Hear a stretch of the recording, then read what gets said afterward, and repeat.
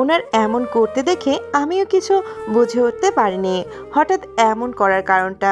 তাই আস্তে করে আমি নিজেও সামনের দিকে ঘুরে হাঁটতে থাকি, সাথে ভাবতে থাকি রিত খান আমার লাইফে আসার পর থেকে রোজ কিছু না কিছু অদ্ভুত বিষয় ঘটেছেই আমার সাথে। তাই জানি না আবার কাল কি হয় আমার সাথে। এমন সব চিন্তা ভাবনার মাঝে আবারও হাঁটতে হাঁটতে পেছন ফিরে তাকাই ওনার দিকে। আমার তাকানোর সাথে সাথে আবারও চোখাচোখি হয় দুজনের মধ্যে।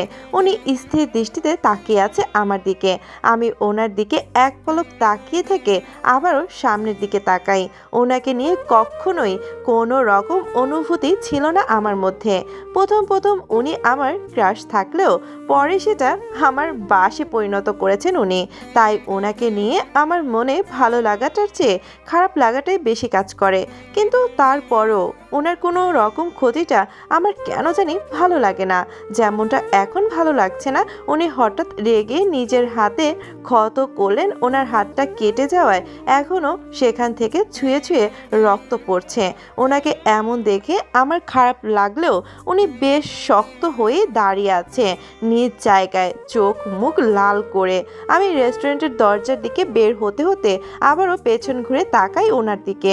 উনি তখনও আমার দিকে একইভাবে তাকিয়ে আছে। ওনাকে এমন করে তাকাতে দেখে আমিও অনুভূতি শূন্য চোখে তাকিয়ে থাকে হঠাৎ করেই জায়গায় দাঁড়িয়ে পড়ে দরজার সামনেই। আমার চাহনির মাঝে কোমলতা থাকলেও ওনার চাহনির মাঝে ছিল এক ঝুলি রাগ মিশ্রিত। আমার এমন তাকানোর মাঝেই খানিক বাদে রুদ্র হঠাৎ দাঁড়িয়ে পেছন ঘুরে আমাকে দরজার সামনে দাঁড়িয়ে পড়তে দেখে সেও দু কদম এগিয়ে এসে আমার হাত টেনে ধরে নিজের সাথে নিয়ে যেতে লাগলো।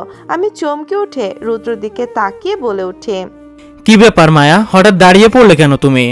আমি রুদ্রের কথাগুলো শুনেই সাথে সাথে নিজের হাতটা আস্তে করে রুদ্রর হাত থেকে ছাড়িয়ে নিয়ে হাসি মুখে বলে উঠি, কিছু না, এমনি, এই একটু দাঁড়ালাম আর কি। কথা বলেই আবারও বাঁকা চোখে রিত খানের দিকে তাকাই। উনি তখনও চোখ মূল শক্ত করে রাগে দুহাত মুষ্টিবদ্ধ করে দাঁড়িয়ে আছে। হাত মুষ্টিবদ্ধ করার কারণে কাটা জায়গাটা দিয়ে আরও বেশি রক্ত ঝরতে লাগলো। আমাদের এমন দেখাদেখির মাঝেই আমরা সবাই এসে দাঁড়ালাম রেস্টুরেন্টের পার্কিং এরিয়াতে। সবাইকে রুদ্রর বাড়ি পৌঁছায় দিবে এমনটা জানাতেই ঘোর আপত্তি জানায় আমার পঞ্চবান্ধবীরা। ওদের কথা হলো ওরা নিজেরাই আপাতত একাই বাড়ি চলে যেতে পারবে, পরে কোনো এক সময় রুদ্রের সাথে আড্ডার আসর জমাবে। কিন্তু এই মুহূর্তে আমার রুদ্রের সাথে আলাদা টাইম কাটানো দরকার। তাদের এমন রুদ্র আপত্তি জানাতে চেয়েও জানাতে পারেনি আমার পঞ্চবান্ধবীদের বাড়ির বাড়াবাড়ি রকমের চাপে। আমার পঞ্চবান্ধবীদের বিদায় জানাতেই আমিও রুদ্রকে বলি আমিও আমার বান্ধবীদের সাথে চলে যেতে চাই। আমার এমন কথা বলা সাথে সাথে রুদ্র আমাকে একা যেতে দিবে না বলে আমাকে নিয়ে গাড়িতে ওঠার জন্য খানিকটা এগিয়ে যেতে হঠাৎ করে রুদ্রর ফোনে কল চলে আসে। রুদ্র ফোনের স্ক্রিনে এক পলক তাকিয়ে থেকে আবারও আমার দিকে তাকিয়ে আস্তে করে বলে ওঠে, মায়ু পাখি, আমার একটা ক্লায়েন্টের কল এসেছে, জরুরি তাই কলটা অ্যাটেন্ড করতে হবে। তুমি গিয়ে সামনের কালো গাড়িটাতে বসো, আমি 2 মিনিটের মধ্যে কথা শেষ করে চলে আসছি, কেমন? রুদ্রর কথায় মাথা নাড়িয়ে সম্মতি জানাই আমি। আমার সম্মতি পেয়ে উনি কলটা রিসিভ করে খানিকটা এগিয়ে গিয়ে এক পাশে দাঁড়িয়ে কথা বলতে থাকে। আমি রুদ্রকে কথা বলতে দেখে খানিকটা সামনে এগিয়ে যাই রুদ্রের কথা মতো। কিন্তু রুদ্র বলা কালো গাড়িটির সামনে দাঁড়াতেই চোখে পড়লো একসাথে রাখা দুটো বড় বড় কালো গাড়ির। এখন এই দুটো গাড়ির মধ্যে কোনটা রুদ্রর গাড়ি হবে কিছু বুঝে উঠতে পারছি না আমি। তাই খানিকটা কনফিউজড হয়ে নিজের মাথাটা চুলকে সাথে একটু ভেবে সামনে থাকা বড় কালো গাড়িটির মধ্যে উঠে পড়ে। সামনে যেহেতু গাড়িটি রাখা তখন এটি রুদ্র গাড়ি হবে, তাই এত কিছু আর চিন্তা ভাবনা না করে গাড়ির পেছনের দরজা খুলে বসে পড়লাম চুপচাপ। কিছুক্ষণ চুপচাপ বসে থাকার পরও যখন রুদ্র আর আসছিল না, তাই আমি আর চুপচাপ বসে থাকতে না পেরে বিরক্তি নিয়ে নিজের ফোনটা চালাতে লাগলাম। কিন্তু এই মুহূর্তে ফোনটাও সাথ দিচ্ছে না আমার, তাই সাথে সাথে ফোনটা নিচে পড়ে গেল। ফোনটা গাড়ির সিটের নিচে পড়তেই বিরক্তিটা যেন এবার মাথায় চেপে বসেছে আমার। তাই আমি প্রচণ্ড বিরক্তি নিয়ে নিচ থেকে ফোনটা বের করার জন্য ঠাস করে নিচের দিকে ঝুঁকতেই সাথে সাথে আমার মাথায় জোরে বাড়ি খায় সামনের সিটের সাথে। আবার আমার হাত লেগে ফোনটা আরও ভেতরে চলে যায় সিটের নিচে। বাড়ি খাওয়ার সাথে সাথে ঝিম ধরে আস্তে করে নিচের বসে পড়ে। পরে মাথাটাও নিচু করে এক হাতে মাথা চেপে ধরে অন্য হাতে হাতটাতে আমার ফোনটা খুঁজে চলেছি। আমার খোঁজাখুঁজির মধ্যে তখনই কেউ একজন ঠাস করে গাড়ির ভেতর ঢুকে ড্রাইভিং সিটের বসে পড়ে। সাথে প্রচণ্ড রেগে জোরে জোরে গাড়ির বাহিরে দাঁড়িয়ে থাকা ব্যক্তিটিকে বলছে এই মুহূর্তে উনি একা থাকতে চায়, তার সাথে কেউ না আসতে, সে আজ একাই সবটা সামলাতে পারবে। ব্যক্তিটির এমন কথায় আমার তার কণ্ঠটি বেশ পরিচিত মনে হলো।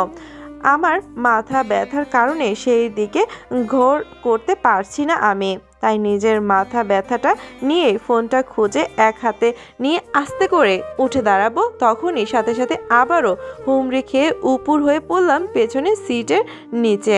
কারণ আমার ওঠার সময় ড্রাইভিং সিটের ব্যক্তিটির সাথে সাথে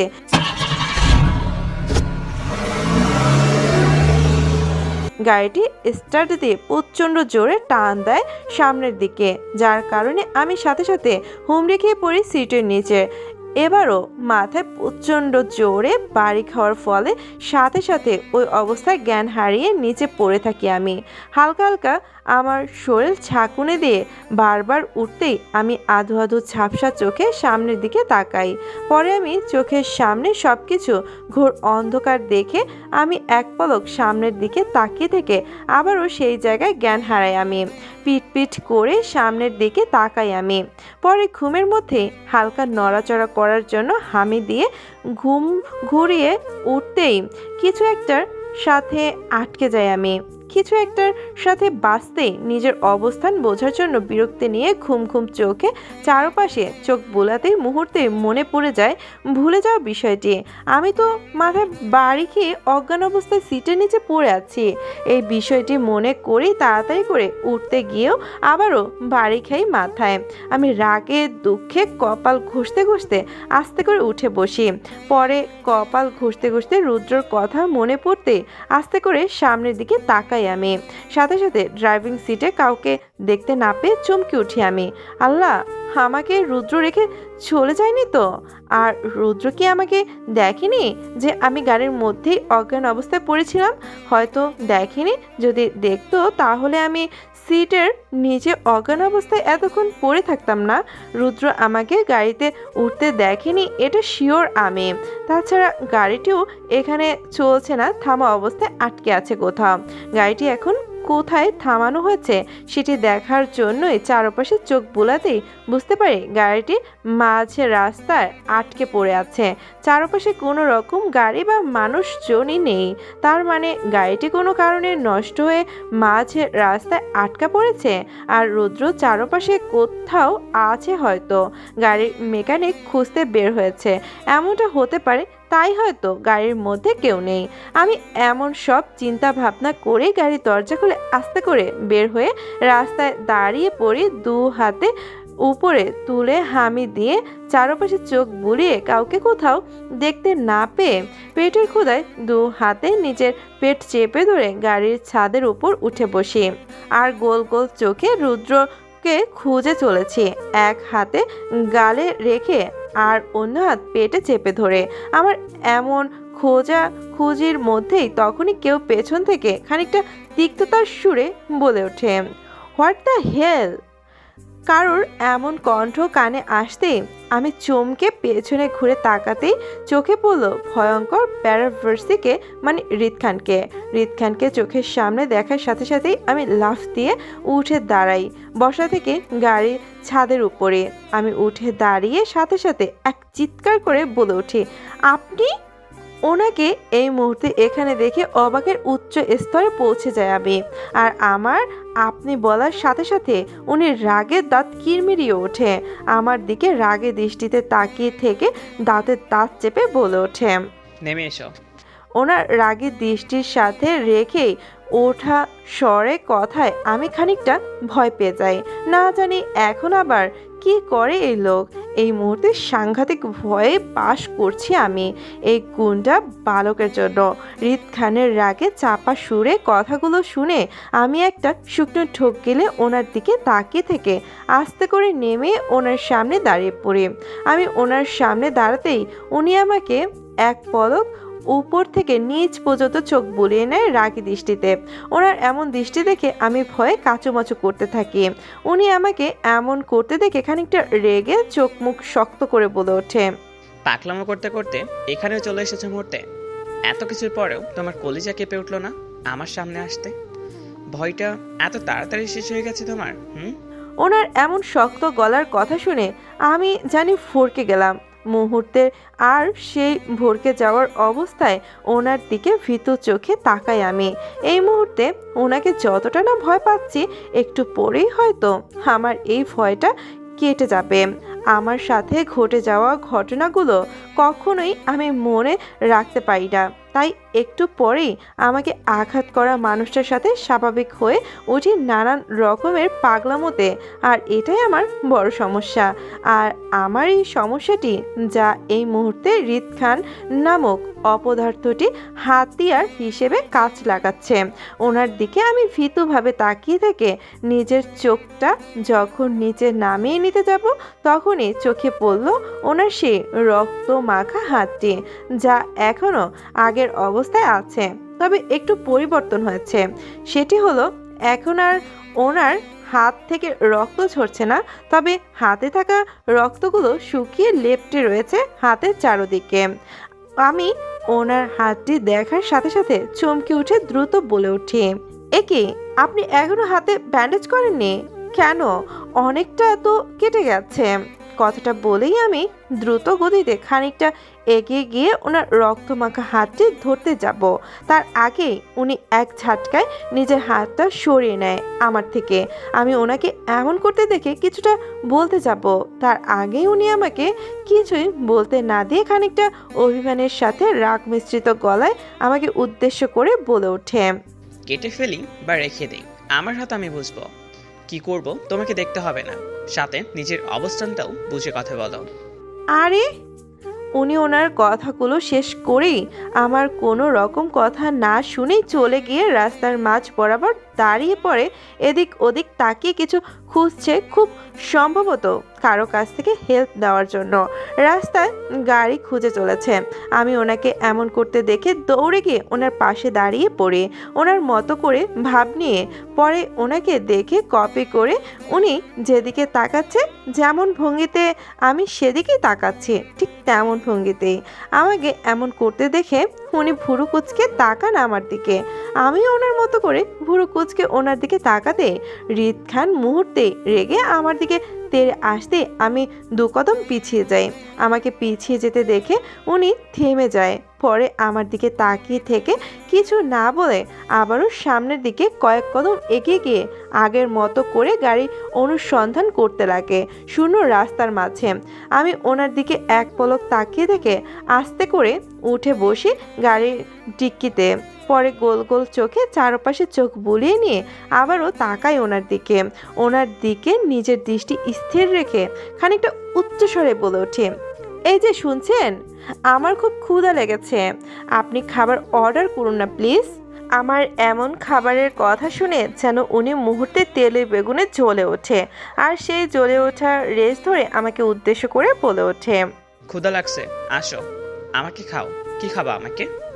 ওনার এমন অফারে আমার চোখ মুখ খুশিতে চকচক করে ওঠে, কিন্তু পরের মুহূর্তে কিছু একটা ভেবে আফসোসের সুরে বলে ওঠে, ইস, আমি তো কখন থেকে এই দিনটারই অপেক্ষায় ছিলাম, কিন্তু এখন আমার কপালটাই খারাপ, আর মানুষ তো আর খাওয়া যায় না, তাই আপনাকেও খাবো না, সাথে আপনি অনেক শক্ত হবেন, তাই আমার জন্য সফট কিছু খাবার অর্ডার করুন না প্লিজ। আমি বাড়িতে গিয়ে আপনার সব কয়টা টাকা দিয়ে দিব। সত্যি বলছি, আমার এমন কথা যেন ওনার রাগটা আরও বাড়িয়ে দেই। উনি সে রাগের বশবর্তী হয়ে চাপা সুরে দাঁতে দাঁত পিষে বলে ওঠে, ও তাই, আচ্ছা আমি শক্ত হলে আশেপাশে কত সফট খাবার লতা পাতা আছে, ওইগুলো খাও। তুমি তোমার জন্য ওইগুলোই বেস্ট ও মজাদার হবে। আপনি খেয়েছেন বুঝি? এইগুলা মানুষে খায় না, তবে এটা তোমার জন্য বেস্ট। ছি, এগুলো মানুষ না খেলে আমি কেন খাবো? সেটাই তো, আমি কখন বললাম এইগুলো মানুষ খায়? আমি তো বললাম এইগুলো তুমি খেতে পারো, তোমার জন্য বেস্ট, তোমার খাবার এইগুলো। ওনার এমন কথায় আমি মুহূর্তেই রেগে যাই, তাই ওনার দিকে তাকিয়ে থেকে কপাট রাগ দেখিয়ে বলে ওঠে, মানে এই আমাকে আপনার মানুষ মনে হয় না? কেন, কোনো সন্দেহ আছে তোমার? এই আপনার সমস্যা কি? হ্যাঁ, সমস্যা? সমস্যার রানী তুমি, যেখানে যাবে সেখানে সমস্যা বসতেই তোমার পিছন পিছন নিয়ে ছুটবে। কখনো ভুলেও এটি নিতে ভুলো না।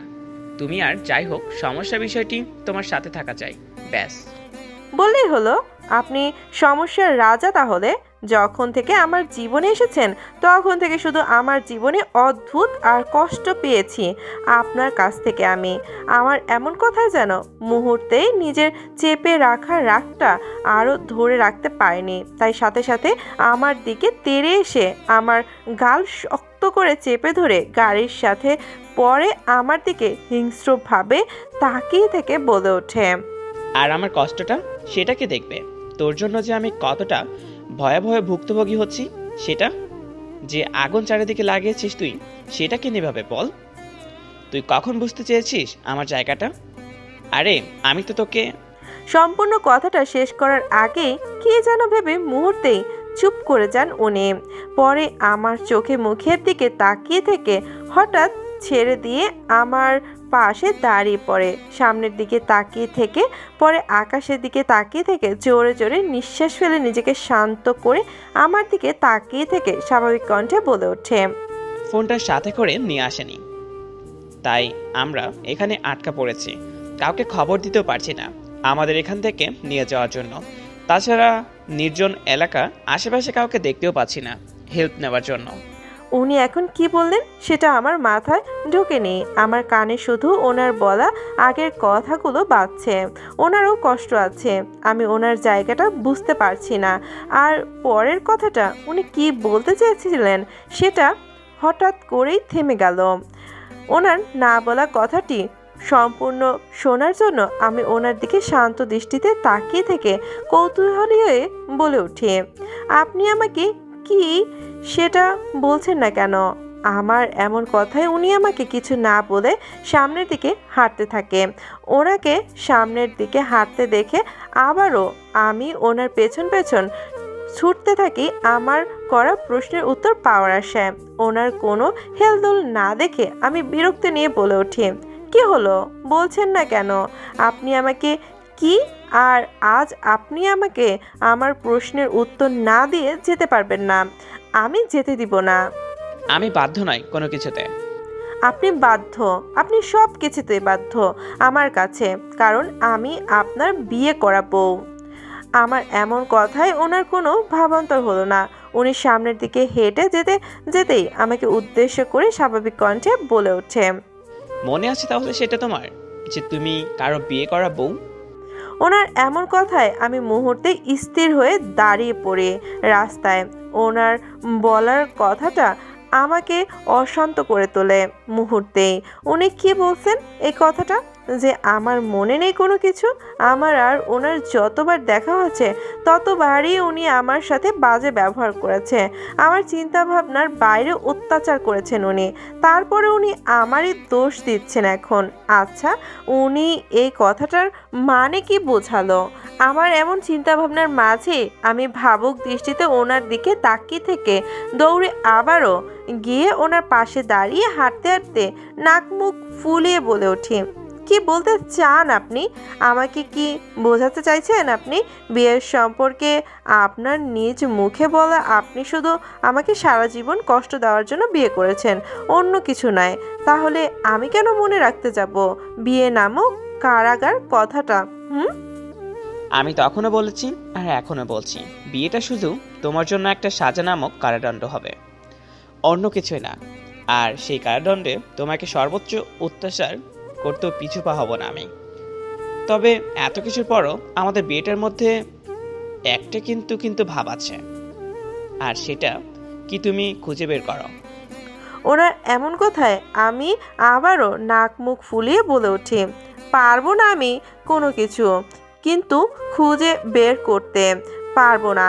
আমার না আপনাকে চাই, না আপনিময় বিয়েটা, আর না আপনার অত্যাচার নামক কারাদণ্ডটা। আপনি জড়িত কোনো কিছুই চাই না আমার।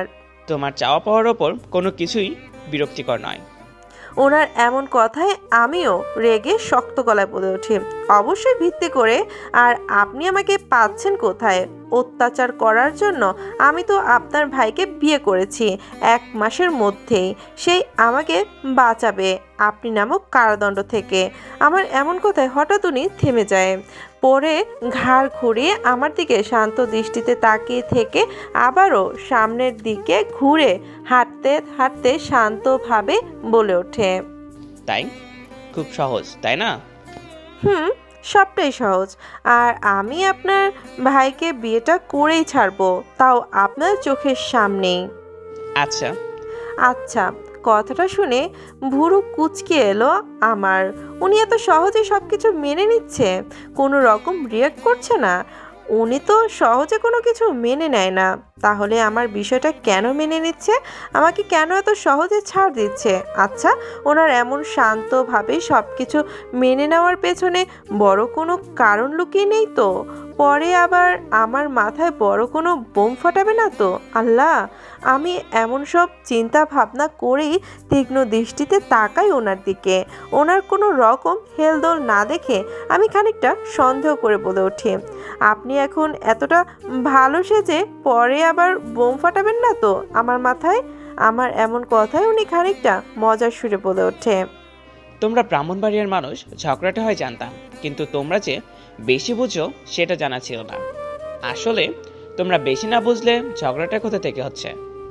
ওনার এমন কথায় তেলে বেগুনে জ্বলে উঠলাম আমি। আমরা ব্রাহ্মণবাড়িয়া বাসীকে ঝগড়াটে বলছে, আর সেটা আমি এমনি এমনি মেনে নিয়ে ছেড়ে দিব নাকি ওনাকে? আমরা মোটেও ঝগড়াটে না। অত্যাচার বাসীর তো এই রিত খান কথায় কথায় বাজে কথা শোনায়, সাথে খারাপ ব্যবহারটাও করে। কথাগুলো ভেবেই আমি খানিকটা রেগে তেজে সুরে বলে উঠি, এই, একদম আমাদেরকে ঝগড়াটে বলবেন না। আর আপনাকে কে বলছে আমরা ঝগড়াটে? হুম, কেন লাগবে বুঝি? একদমই না। আগে বলুন কে বলছে আপনাকে যে আমরা ঝগড়াটে? তার মানে তুমি মানছো তোমরা ঝগড়াটে? একদমই না। আমার এমন না সূচক সুরের কথা শুনে উনি ভুরু কুঁচকে আমার দিকে তাকিয়ে থেকে আমাকে খেপাতে বলে ওঠে, কিন্তু টিভিতে তাও বলে উল্টোটা, তোমরা নাকি খুব ভালো ঝগড়াটে, সবসময় তাও বলে থাকে তোমাদের কথা টিভিতে। ওনার এমন কথায় তেলে বেগুনে জ্বলে উঠলাম আমি। কি রকম বাজে টিভি দেখেন উনি! এমন টিভি পায় কই উনি, যেখানে আমাদের সম্পর্কে বাজে কথা বলে বেড়ায়? কথাগুলো ভেবেই আমি খানিকটা রাগ নিয়ে ওনাকে শাসিয়ে বলে উঠি, তাই তাহলে আজকে থেকে আপনার আর টিভি দেখার দরকার নেই। যেখানে এমন বাজে কথা বলে ব্রাহ্মণবাড়িয়া সম্পর্কে, সেটা তো আগেই বাদ। কোথায় থেকে নিয়েছেন এমন বাজে টিভি, যেখানে শুধু ব্রাহ্মণবাড়িয়ার নিউজ দেখায়? আর এর থেকে তো আমাদের টিভি ভালো, কোনো বাজে নিউজ ছড়ায় না ব্রাহ্মণবাড়িয়ার সম্পর্কে। তাই তাহলে তো তোমাদের টিভিটাই নিয়ে নিতে হবে আমার যৌতুক হিসাবে। বিয়েটা তো করে নিয়েছি অনেক আগে, এবার যৌতুক হিসাবে তোমার বাবার টিভিটাই নিতে হবে আমার। মেয়ে নিব, যৌতুক দিব না, তা কি হয় নাকি? আমি আমার ব্রাহ্মণবাড়িয়াবাসীকে নিয়ে এত চিন্তায় বিমোহিত ছিলাম যে উনি কি বলছেন বিষয়টি না বুঝেই আপন মনে উত্তর করে বসি, সেটাই। আপনি আমাদের বাড়ির টিভিটাই নেবেন কেমন? ওটাতে সব ভালো ভালো নিউজ দেখায়, ব্রাহ্মণবাড়িয়া সম্পর্কে কোনো বাজে কথা বলে না। আর আপনি জানেন কতগুলো চ্যানেল আমাদের টিভিতে? না তো, কতগুলো আছে? আর না বললে জানবো কিভাবে? সবকিছু তো আপনিই জানেন। জানি তো। দাঁড়ান, আপনাকেও বলছি, আমাদের টিভিতে অনেকগুলো চ্যানেল আছে। নেই, সেই জন্য তো বারবার টিভি যৌতুক হিসেবে নিব আমি। মানে? কিচ্ছু না। মানে আপনি তো উনি রিত আমাকে কিছুই বলতে না দিয়ে শক্ত গলায় গম্ভীর মুখে বলে ওঠে। No more word. ওনার শক্ত গলার কথা শুনে মুহূর্তেই আমি চুপ করে যাই। নিজের মুখে তালা এঁটে ওনার সাথে তাল মিলিয়ে সামনের দিকে হাঁটতে থাকি। শূন্য রাস্তা ধরে প্রায় 1 ঘন্টা যাবৎ হেঁটে চলছি আমি আর হৃদ খান। আশেপাশে না আছে কোনো রকম গাড়ি আর না আছে কোনো মানুষজন। যেদিকেই দৃষ্টি যায় সেদিকেই শুধু জনশূন্য হয়ে আছে। সবকিছু কেমন নীরব নিস্তব্ধতায় ছেয়ে আছে চারদিক। এমন নীরব নিস্তব্ধতার মাঝে হেঁটে চলেছি আমি আর উনি। কারো মুখে কোনো কথা নেই আপাতত। উনি চারপাশটা বোঝার চেষ্টা করছে, আমি ওনার মতিগতি বোঝার চেষ্টা করছি। তবে এমন নিস্তব্ধতার মাঝেও পরিবেশটা চোখ জুড়ানো সৌন্দর্য ভরপুর। আমি ওনার সাথে তাল মিলিয়ে হাঁটতে হাঁটতে চারপাশের পরিবেশটা ঘুরে ঘুরে সবটা পর্যবেক্ষণ করে চলেছে এক মনে। আমার এমন পর্যবেক্ষণ করার মধ্যে দিয়ে খুশিতে গদগদ হইয়া ওনাকে উদ্দেশ্য করে বলে উঠি, ইস, চারপাশটা কি সুন্দর তাই না? আমার এমন খুশিতে নেচে ওঠা দেখেও উনি কোনো কথা না বলে চুপচাপ সামনের দিকে এক মনে হেঁটে চলে যেতে লাগলো। আমি ওনাকে এমন করে হাঁটতে দেখে গাল ফুলিয়ে ওনার পেছন পেছন হাঁটতে থাকে। কিছু দূর যেতেই আবারও আমি ক্লান্ত হয়ে লাফাতে লাফাতে ওনাকে উদ্দেশ্য করে বলে ওঠে, আমি আর পারছি না হাঁটতে, খুব ক্লান্ত হয়ে পড়েছি, কিছু একটা করুন প্লিজ। আপনি না হৃদ খান? আমার এমন কথায় উনি আমার দিকে এক পলক তাকিয়ে আবারও সামনের দিকে তাকায়। পরে সামনের দিকে তাকাতে তাকাতে দাঁতে দাঁত চেপে বলে ওঠে, তা ম্যাডাম, তার জন্য কি করতে পারি বলুন? আপনি বললে এই ঘন জঙ্গলে কোনো জঙ্গলি হতে আপনাকে তুলে নিতে পারি অনায়াসেই। পরে বাঁচতে থাকবেন আমার সাথে ডোল। 2 পাগলে কোম্পানিটা ভালোই আসবে। ইস, আমিও মনে মনে এমনটাই চিন্তা ভাবনা করছিলাম, তবে সেটা কোনো জঙ্গলের সাথে না, আপনার সাথে নিজেকে চিন্তা করছিলাম। আমার এমন কথায় উনি কপাল কুঁচকে আমার দিকে তাকায়। ওনাকে এমন করে তাকাতে দেখে আমিও দমে যাইনি, উল্টো খানিকটা লজ্জা নিয়ে আস্তে করে বলে ওঠে, আপনাকে নিয়েই চিন্তা করছিলাম এতক্ষণ। আসুন, আমার এই ঘন জঙ্গলের মধ্যে একটা ঘর বানিয়ে সেখানে আমি আর আপনি থাকবো। আপনি রোজ আমার কাঠ কেটে বিক্রি করে চাল ডাল দুধ ফল নিয়ে আসবেন, আমি সেগুলো ভালো করে রান্না করে দিব আপনাকে, আর আপনি সেগুলো বসে বসে আমাকে খাওয়াবেন। আমার খাওয়া শেষ হয়ে গেলে খেয়ে নেবেন। আপনি সেগুলো পরিষ্কার করে রাখবেন, রান্নাঘরে যেন করে আম্মু রাখে সেইভাবে। পরে আবার আপনি কাঠ কাটতে চলে যাবেন, কেমন? ইস, আমি তো ভাবতেই পারছি না আমাদের একটা সুন্দর সংসার হবে এই জঙ্গলের মাঝে। আমাকে এমন কথায় উনি খানিকটা তাকিয়ে থেকে ব্যঙ্গ করে আমাকে উদ্দেশ্য করে বলে ওঠে, তা আপনার এমন সুখের সংসারের মধ্যে আমার খাওয়াটা কখনো রুটিনে আছে নাকি? এমনি এমনি না খাইয়ে শুয়ে মারার প্ল্যান করেন আছেন আপনি? ওনার এমন কথায় আমি ওনার দিকে তাকিয়ে থেকে আদরে সুরে বলে উঠি, আছে তো, আপনাকে না খাইয়ে শুকিয়ে মারবো কেন আমি? অবশেষে আমার খাবার জুটবে তাহলে? আপনাকে আমি রোজ আনারস আর দুধ দিব খেতে, আদরের সুরে। আমার এমন কথা শুনে উনি মুহূর্তেই দাঁড়িয়ে যায়, মাঝ রাস্তায় হাঁটা থামিয়ে দেয়। পরে আমার দিকে তাকিয়ে থেকে বলে ওঠে, রোজ দিতে হবে না আপনাকে, এত কষ্ট করে আমাকে এই খাবার একদিন খেলে পরের দিন সোজা আমাকে ওপরে পাবেন আপনি। আমাকে বললেই হতো খাবার দিবেন না, আপনি শুকিয়ে মারার প্ল্যান আছেন আপনার। পরন্ত বিকেলের সূর্যটা পশ্চিম আকাশে খানিকটা ঢলে পড়েছে, চারপাশে নিস্তব্ধতায় ছেয়ে আছে গভীরভাবে। কারণ আমাদের চারপাশের মানুষজন আছে বলতে আর উনি মানে রিত খান আছে। আমরা হাঁটতে হাঁটতে কাউকে কোথাও না পেয়ে আবারও গাড়ির দিকে ফিরে যাচ্ছি। আমরা এই মুহূর্তে আপাতত গাড়িটি আমাদের সেফ নিবাস বলে মনে হচ্ছে ওনার। যদি কেউ গাড়িটি দেখে এগিয়ে আসে আমাদের হেল্প করার জন্য সেই আশায়। আমরা বর্তমানে যেখানে আটকে পড়ে আছি গাড়িটা ঠিক সেইখানের আশেপাশের পরিবেশটা শুধু জঙ্গল টাইপ, মানে অসংখ্য গাছপালায় ভরপুর হয়ে আছে এখানটায়। আমি ওনার সাথে হাঁটতে হাঁটতে ক্লান্ত হয়ে পেছন থেকে ওনাকে উদ্দেশ্য করে বলে উঠি, আচ্ছা এই হাঁটাহাঁটি পর্বটা কবে শেষ হবে আমাদের? উনি আমার দিকে এক পলক তাকিয়ে থেকে বিরক্ত নিয়ে বলে ওঠে, তুমি কি চুপ করবে? আমি চুপ করলে আপনার কি হবে? তুমি চুপ করলে আপাতত আমার ভালোই হবে। কেন তুমি চুপ করলে কি আমি ভেসে যাব নাকি? আপনি ভাসবেন কেন? আপনি ভাসলে আমার কি হবে বলুন? তোমার সবটাই ভালো হবে। ঝামেলা ছাড়া বিয়েটা করে নিতে পারবে রুদ্রকে। সেটাই তো কথা, বিয়েটা তো আমি আপনার সামনে করতে চাই, আড়ালে নয়। আমার কথায় উনি আমার দিকে তীক্ষ্ণ দৃষ্টিতে তাকিয়ে থেকে বলে ওঠে, স্বেচ্ছায় ফাঁসতে চাও নাকি?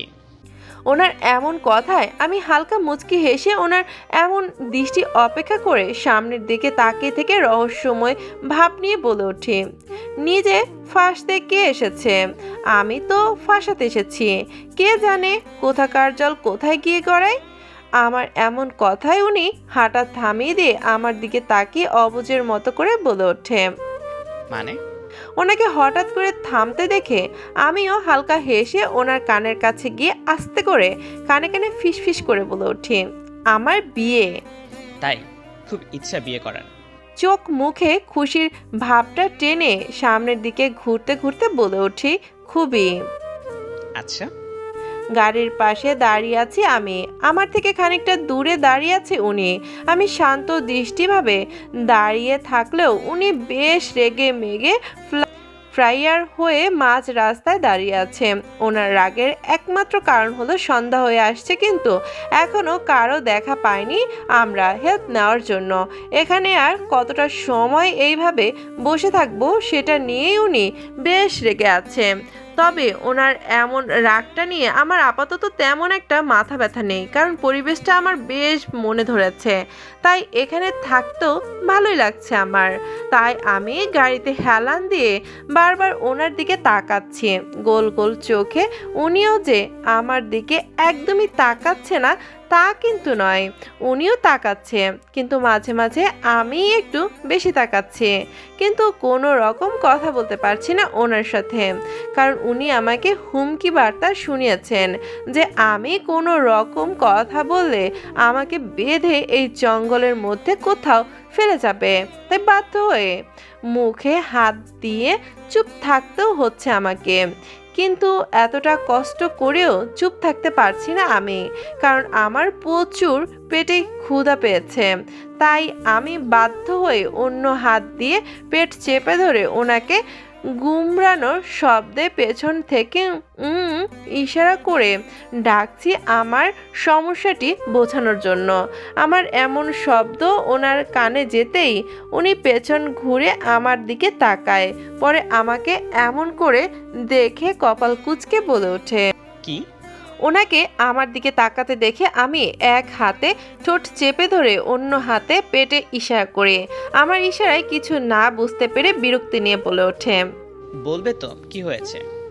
ওনার এমন কথায় আমি নিজের পেট চেপে ধরার অবস্থায় ওনাকে নিজের পেটের দিকে আবারও মাথা নাড়িয়ে ভালো করে ইশারা করে বোঝে কি হচ্ছে। আমার এমন দেখানোর সাথে সাথে উনিও আমার পেটের দিকে তাকিয়ে থেকে কিছুই বুঝতে না পেরে আমার দিকে তাকায়, পরে ভুরু কুঁচকে বলে ওঠে, কি সমস্যা? আর কথা বলছো কেন তুমি? ওনার এমন কথায় আমি আস্তে করে নিজের ঠোঁট থেকে আঙুলটা সরিয়ে ওনার দিকে তাকিয়ে থেকে গাল ফুলিয়ে অসহায় ফেস করে বলে উঠি, আপনি বলছেন কথা বললে আমাকে এখানে জঙ্গলের মধ্যে রেখে যাবেন হাত পা বেঁধে, তাই তো ইশারা করে বোঝাতে চাইছি কি সমস্যা। আমার এমন কথায় উনি চোখ মুখ খানিকটা টান টান ভাব করে মাথা নাড়িয়ে অবিশ্বাস্য গলায় বলে ওঠে, আনবিলিভেবল। প্রয়োজনের সময় আপনার মুখটা চলে না, তখন আপনার নানান ইশারা অবলম্বন করতে হয়। বোঝানোর জন্য, কিন্তু অকারণে ঠিকই চলে আপনার ননস্টপ বক বক। আমি বকবক করি? কেন, কোনো সন্দেহ আছে তোমার? দেখুন, এখন কিছু দেখতে পারবো না, পরে দেখে নিব আমি। সেটা তো আপনাকে দিয়ে হবে না। তাই আসো দেখি আমি কি পারি না পারি। এই না না, আমি তো মজা করছিলাম। আপনি এতটা রেগে যাচ্ছেন কেন? ভয় পেয়ে দ্রুত বলে ওঠে। আমার এমন কথা শুনে অপেক্ষা করে আমার দিকে এগিয়ে আসতে আসতে বলে ওঠে। তাই আমি কিন্তু মোটেও মজা করছি না। এখন বিয়ে করা বউ আমার, আর বউকে আদর করব না আমি, তা কি করে হয় নাকি? আসো, কাছে আসো।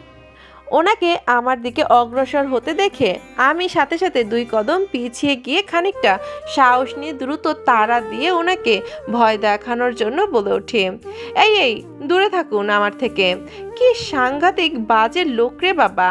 আমার কাছে আসলে আমি একদমই মেরে দিব আপনাকে। আপনি তো জানেন না আমার কত শক্তি আছে। আমার এমন কাজে উনি আরো উৎসাহিত হওয়ার ভাব নিয়ে এগোতে এগোতে বলে ওঠে। তাহলে তো ভালোই হলো, তোমার এই শক্তিটা কাজে দিবে আমার জন্য এখন।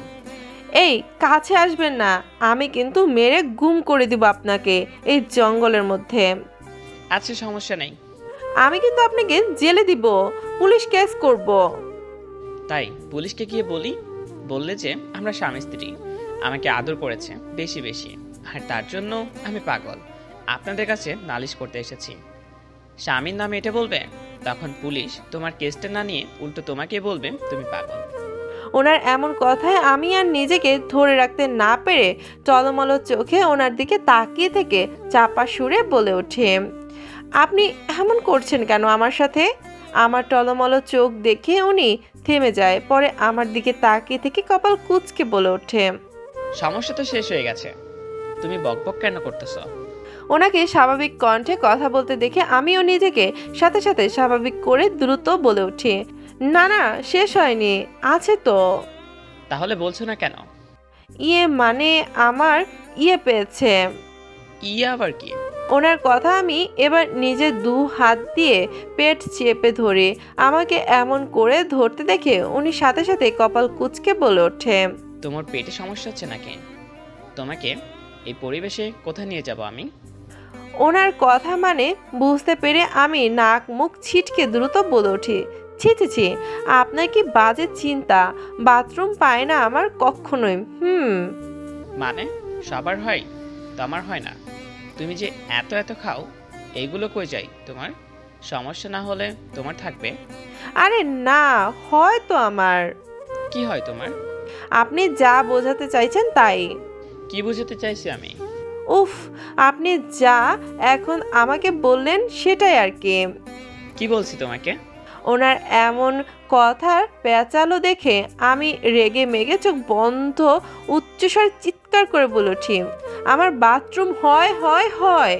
গাড়ির পেছনের সিটে বসে আছি আমি, ড্রাইভারের সাথে সামনের সিটে বসে আছে আসিফ নামক ওনার বিশিষ্ট পদার্থ ব্যক্তিটি। গাড়িটি আপন গতিতে ছুটে চলেছে আমার বাড়ির দিকে। আমি চুপচাপ শূন্য অনুভূতি নিয়ে বসে আছি। আপাতত কোনো কথা বলার ইচ্ছা করছে না আমার।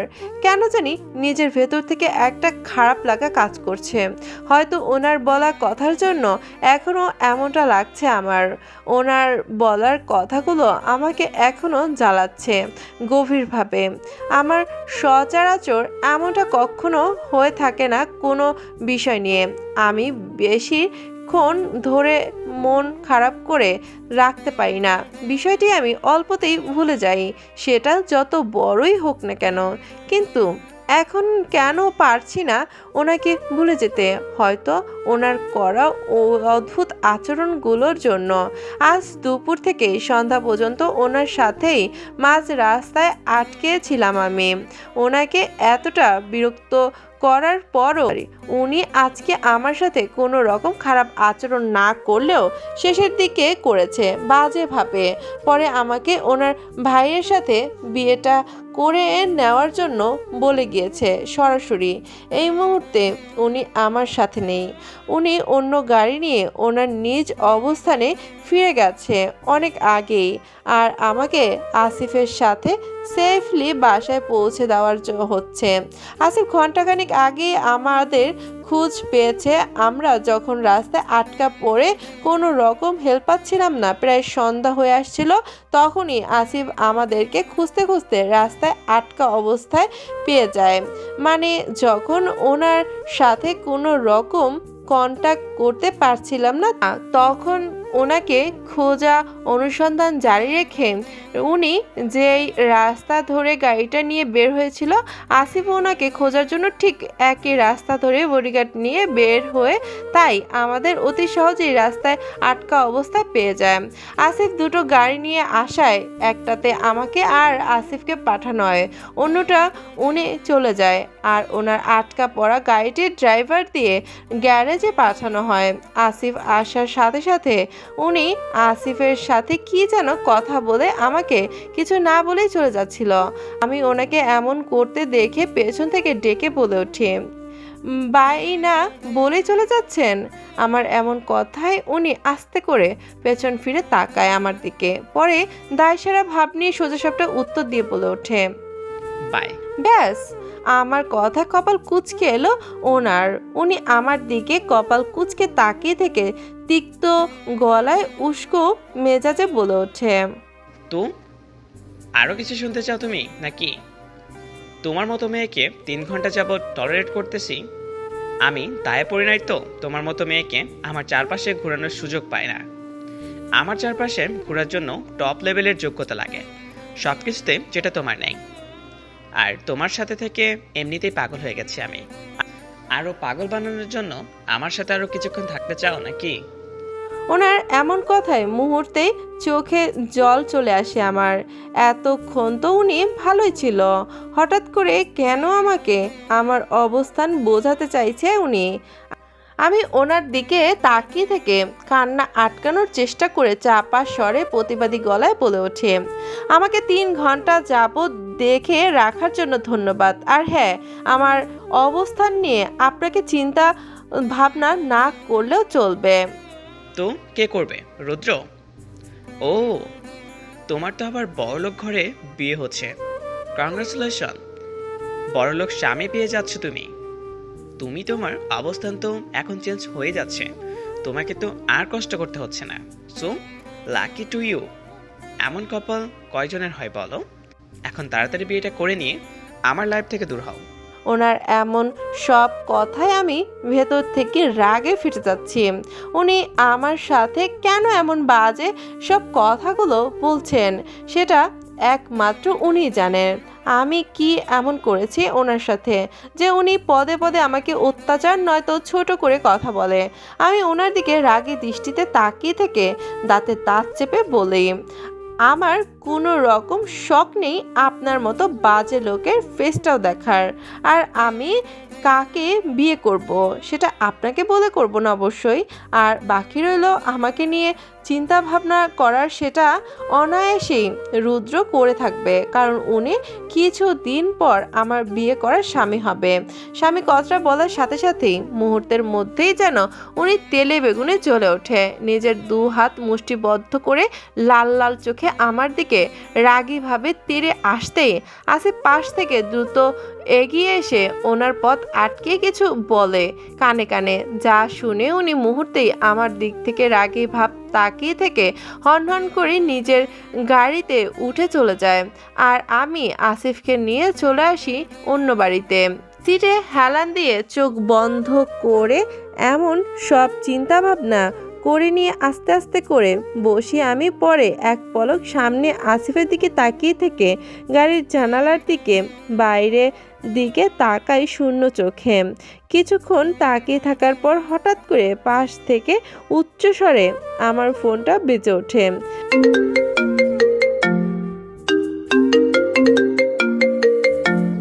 লাউডলি কে ফোন করছে না দেখেই আমি কল রিসিভ করে আস্তে করে কানে ধরতে কেউ ফোনের অপর পাশ থেকে উদ্বিগ্ন দ্রুত বলে ওঠে, মায়া পাখি, তুমি ঠিক আছো তো? কণ্ঠটি বেশ অপরিচিত হওয়ায় কপাল কুঁচকে তাকায় ফোনটির দিকে। কে হতে পারে? বিষয়টি জানার জন্য আবারও ফোনটি কানে ধরে আমি কিছু বলাতে যাব তার আগে ওপাশ থেকে ব্যক্তিটি খানিকটা শান্ত ভঙ্গিতে বলে ওঠে, মায়ু পাখি, আমি রুদ্র। ও আচ্ছা, আপনি? মায়ু পাখি, তুমি আমাকে না বলে হৃদের সাথে কেন যেতে গেলে? তোমাকে না পেয়ে আমি কতটা টেনশনে ছিলাম। তোমাকে নিয়ে দুপুর থেকে তোমার কোনো আইডিয়া আছে? ওনার কথায় বুঝতে পারি ওনার সাথে রিদ খানের কথা হয়েছে।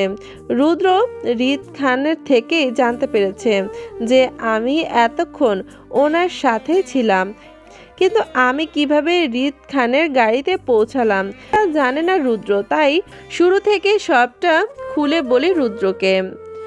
কিভাবে রিদ খানের গাড়িতে পৌঁছালাম, কিন্তু রিদ খানের বলা বাজে কথাগুলো বলিনি রুদ্রকে।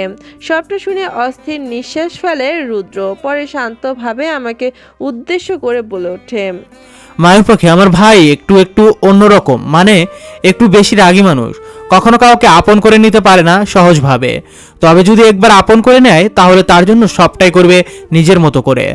আর তোমাকে হৃদ এখনো ভালো করে চেনে না, একবার আমার সাথে বিয়ে হয়ে গেলে তোমাকেও আপন করে নিবে, দেখে নিও। আচ্ছা বাদ দাও সেসব কথা, এখন শোনো, আমি আসছি তোমাকে নিতে। আসিফ তোমাকে আমার বলা লোকেশনে নিয়ে আসবে, পরে আমি তোমাকে তোমার পরিবার দিয়ে আসবো, যাতে তোমার কোনো সমস্যা না হয়। ওনার এমন কথায় আমি আস্তে করে ছোট্ট শব্দে বলে ওঠি, রাস্তায় দাঁড়িয়ে আছি আমি। দুপুর 1:10 বাজে। ভার্সিটি শেষ করে বাসা যাওয়ার জন্য রাস্তায় দাঁড়িয়ে রিক্সার জন্য দুপাশে চোখ বোলাচ্ছি। আমার পঞ্চবান্ধবীরা কেউ আপাতত আমার সাথে নেই, ওরা এখনো ভার্সিটিতেই আছে, ক্লাস করছে। তাহলে বলতে পারেন ওরা ক্লাস করছে আর আমার ক্লাসটা শেষ হলো কি করে, তাই তো? তাহলে বলছি, আজকে বাসায় তাড়াতাড়ি যেতে বলছে আম্মু ভাবির বাসায় যাওয়ার জন্য। তাই আমি বাকি ঘন্টাগুলো না করেই বাসার দিকে ছুটে চলেছি। কাঠ পোড়া রোদের মধ্যে কিছুক্ষণ দাঁড়িয়ে থাকার পর অবশেষে অনাকাঙ্ক্ষিত রিক্সাটি পেয়ে গেলাম আমি। রিক্সায় উঠতেই রিক্সাটি আপন গতিতে চলতে লাগলো আমাদের বাসার দিকে। আমি রিক্সায় বসে রোদের তাপে দগ্ধ হয়ে বিরক্তি নিয়ে নিজের এক হাত মাথার উপর রেখে অন্য হাতে ফোন টিপছি আমি। এমনত অবস্থায় কিছুক্ষণ রিকশায় বসে থাকার পর হঠাৎ করে রিকশাটি থেমে যায় মাঝ রাস্তায়। আকস্মিকভাবে হঠাৎ করে রিকশা থামার কারণে আমি খানিকটা সাথে সাথে সামনের দিকে ঝুঁকে পড়ি। আমার সামনের দিকে ঝুঁকে পড়ার কারণে হাত থেকে ফোনটি রাস্তায় পড়ে যায়। সাথে সাথে সম্পূর্ণ বিষয়টি বুঝতে বেশ কিছুক্ষণ সময় লাগে আমার। পরে বিষয়টি বুঝতে পেরে রাগী দৃষ্টিতে তাকাই রিকশাওয়ালা মামার দিকে। এমন করে কেউ রিকশা চালায় নাকি? আজব। আজ ওনার জন্য অ্যাক্সিডেন্ট হতে হতে বাঁচলাম। রেগে মামার দিকে তাকাতেই চোখ পড়ল রিকশা মামার অপরাধী দৃষ্টি, যা আমার দিকে নিক্ষেপ করা। আমি ওনার এমন দৃষ্টি উপেক্ষা করে ওনাকে কিছু বলতে যাব, তার আগেই মামা আমাকে বললেন, আপাজান, মুই কিছু করি নাই কা, দেখেন সামনে কাইজা ঝগড়া চলতেছে, খেল লাইগা মোর গাড়ি থামাতে হয়েছে। রিকশা মামার আজগুবি কথা শুনে কৌতূহল চোখে সামনের দিকে তাকাই। সামনে কিছু মানুষের মারামারি বিষয়টি চোখে পড়লো আমার। আমাদের থেকে খানিকটা দূরে অনেকগুলো মানুষকে মারামারি করতে দেখে কৌতূহল নিয়ে রিকশা মামাকে প্রশ্ন করে বলে, সামনে কিসের ঝগড়া চলছে মামা? আপাজান, মুই কেমনে কমু হো কারা কাইজা কাটতেছে? রিকশাওয়ালা মামা এমন কথায় বিরক্তির সাথে সাথে একরাশ কৌতূহল জাগে মনের মধ্যে, সাথে চরম ইচ্ছাটাও জেগে ওঠে মনের মধ্যে যে সামনে কি হচ্ছে সেটা দেখার জন্য। আমি এমন আগ্রহের সাথে সামনের দিকে তাকাতে তাকাতে রিকশা থেকে নেমে রিকশার ভাড়া মিটিয়ে সামনের দিকে দুকদম এগিয়ে যেতেই পেছন থেকে মামা নিষিদ্ধ সুরে বলে ওঠে, আপামনি যাওয়ার লাগাচ্ছেন নাকি? যাইয়েন, ওইখানে জায়গাটা ভালো না। মামার আজগুবি কথাগুলো আপাতত আমার কান অবধি পৌঁছাতে পারেনি, তাই ওনার কথা অপেক্ষা করে সামনের দিকে এগিয়ে গেলাম। কিছু দূর এগোতেই সামনে কিছু লোককে রক্তাক্ত অবস্থায় মাটিতে পড়ে রয়েছে। আমি তাদেরকে রক্তাক্ত অবস্থায় পড়ে থাকতে দেখে মুহূর্তেই আমার ভয়ে মাথা ঝিম ধরে ওঠে। ভয়ে সিটিয়ে যাওয়া অবস্থায় চারপাশে ভীত চোখ বোলায়। কিছু কালো পোশাকধারী লোক এই মানুষগুলোকে কেটে রাস্তা রক্তাক্ত অবস্থায় ফেলেছেন নির্দয়ভাবে। আমার চারপাশে এত এত রক্তের ছড়াছড়ি দেখে দেখে মুহূর্তেই মাথা আমার ঘুরিয়ে ওঠে। নিভু নিভু চোখে ধীর পায়ে আবারও সামনের দিকে এগোতে থাকি। আমি ঢলতে ঢলতে সামনের দিকে এগিয়ে যেতে যেতে পাশ থেকে এক লোক অন্য লোকের নিষিদ্ধ সুরে বলে ওঠে, ভাই সামনের দিকে যাইয়েন না, সামনে রিদ খানের লোক মারামারি করছে। ওদের কাজে ব্যাঘাত ঘরে রিদ খান কাউকে রেখাই দেয় না, জানে মেরে দেয়। তাই বলছি ভাই সামনে যাইয়েন না, পারলে। বাকি কথাগুলো আমার কান অব্দি পৌঁছানোর আগেই আমি হাঁটতে হাঁটতে বেশ সামনের দিকে চলে আসি। লোকগুলোকে পেছনে ফেলে হাঁটতে হাঁটতে একদম মারামারির কাছে চলে আসি। আমার চোখ সামনে সবাই ভয়ানকভাবে কাটাকাটি করছে দক্ষ হাতে। আমার চারপাশে এমন গা গোলানো, হাড় কাঁপানো ভয়ানক দৃশ্য দেখে মুহূর্তে পাথর মূর্তির মতো দাঁড়িয়ে থাকি রাস্তার মাঝ বরাবর। আমার চোখের সামনে আসিফ তার সাথে কালো পোশাকধারী লোকগুলোকে নিয়ে ভয়ানকভাবে কাটা রেখে দিচ্ছে দক্ষ হাতে। আসিফকে চোখের সামনে দেখতে পেয়ে আমি কিছু না বলে ঠায় জায়গায় দাঁড়িয়ে পড়ি ওদের দিকে তাকিয়ে থেকে। এসব দেখার পর কি করব কিছুই বুঝতে পারছি না। আমি সবকিছু কেমন গুলিয়ে যাচ্ছে নিমিষেই। আমি কখনোই এমন ভয়াবহ দৃশ্য দেখিনি। জীবনের প্রথম এমন হাড় কাঁপানো দৃশ্য দেখেছি আমি। কথাগুলো ভেবে আবারও চোখ তুলে সামনের দিকে তাকাতেই যাব, তখনই পাশ থেকে একজন লোক এসে দ্রুত আমার গলা ছুরি আটকে ধরে পরে রিদ খানকে উদ্দেশ্য করে বলে ওঠে, আমাদের যেতে দে রিদ, নয়তো এই মেয়েটাকে জানে মেরে দিব। লোকটা এতটা দ্রুত আমার গলায় ছুরিটা চেপে ধরে যে কিছুই বুঝে উঠতে পারিনি আমি। কিন্তু যখন বুঝতে পারি তখনই ভয়ে যান যায় অবস্থা আমার। আমি বাকরুদ্ধ হয়ে ভয়ে সিটিয়ে যাওয়া অবস্থায় গুন্ডা লোকটির দৃষ্টি অনুসরণ করে সামনের দিকে তাকাতেই চোখ পড়ল গাড়ির ডিক্কির উপর এক পা তুলে তার উপর নিজের একটা হাত রাখা, আর সেই হাতেই একটা বন্দুক চেপে ধরে বসে আছে আরাম করে রিদ খান। কিন্তু আমার এমন অবস্থা দেখেও ওনার কোনো হেলদোল হলো না, উল্টো নিজের অলসতা ছেড়ে ওই অবস্থায় সোজা সবটা উত্তর দিয়ে বলল, তো আমি কি করব? মেরে দে। মারবি তুই আর জিজ্ঞাসা করছিস আমাকে? তোর মারার হলে মেরে দে। ওনার এমন কথায় আমি ওনার দিকে টলমল চোখে তাকিয়ে থাকি। কিছু বলার বা করার সাধ্য আমার নেই। আমি পাথর মূর্তির মতো শক্ত হয়ে দাঁড়িয়ে আছি ওনার দিকে তাকিয়ে থেকে। সাথে নিজের নিঃশ্বাসটা যেন হাঁ করেও নিতে পারছি না। হঠাৎ করেই নিঃশ্বাসটাও আটকে আসছে জোরে সোরে আমার। এমনও তো অবস্থায় পাশের গুন্ডা লোকটা আরও জোরে চেপে ধরে ছুরিটা আমার গলায়, ওনাকে ভয় দেখানোর জন্য। গুন্ডা লোকটার এমন কাজে ভয় নামক বস্তুটি রিদ খানের আশেপাশে যেতে পারেনি। রিদ খান ভয় পাবে তো দূর, উল্টো বেশ আগ্রহ নিয়ে তাকিয়ে আছে আমার দিকে, কখন আমাকে মারবে সেটা দেখার জন্য। রিদ খানকে এত মনোযোগ সহকারে আমাদের দিকে তাকাতে দেখে গুন্ডা লোকটি একবার ছুরি আমার গলার সাথে লাগিয়ে আরও চেপে ধরে শক্ত হাতে। এতে করে সাথে সাথে আমার গলার খানিকটা কেটে যায়, আর সে কাটা জায়গা দিয়ে ছুঁয়ে ছুঁয়ে রক্ত ঝরতে থাকে ধীরে ধীরে। গুন্ডার লোকটি ছুরিটি আমার গলার সাথে লাগার সাথে সাথে আমার নিঃশ্বাস আটকে আসার মতো জোরে শব্দ করে উঠি, সাথে চোখ দিয়ে আমার অঝোর ধারা পানি ঝরতে লাগে। আমার এমন অবস্থা দেখে গুন্ডার লোকটি রিদ খানকে তাড়া দিয়ে আবারও বলে ওঠে, সত্যি বলছি রিদ, মেরে দিব, কিন্তু মেয়েটিকে আমাদের যেতে দে বলছি। তোর কি মনে হয় আমি তোর সাথে মিথ্যা বলছি? মেরে দিতে চাইছিস, জাস্ট মেরে দে, ফালতু বকবক করার সময় নষ্ট না করে। মেরে দিব কিন্তু। আচ্ছা মার। রিদ খানের এমন সোজাসাপটা উত্তর পেয়ে গুন্ডা লোকটি ভয় পেয়ে যায়। কি করবে কিছুই বুঝতে না পেরে আবারও তাড়া দিয়ে বলে ওঠে, তোর জন্য একটা নিষ্পাপ মেয়ের জীবন যাবে, কিন্তু তাই বলছি আমাদের যেতে দে ভালোই ভালোই, নয়তো। গুন্ডা লোকটির এমন কথায় রিদ বাঁকা হেসে লোকটির দিকে তাকিয়ে থেকে বলে ওঠে, নয়তো যা করার কর, আমার কি।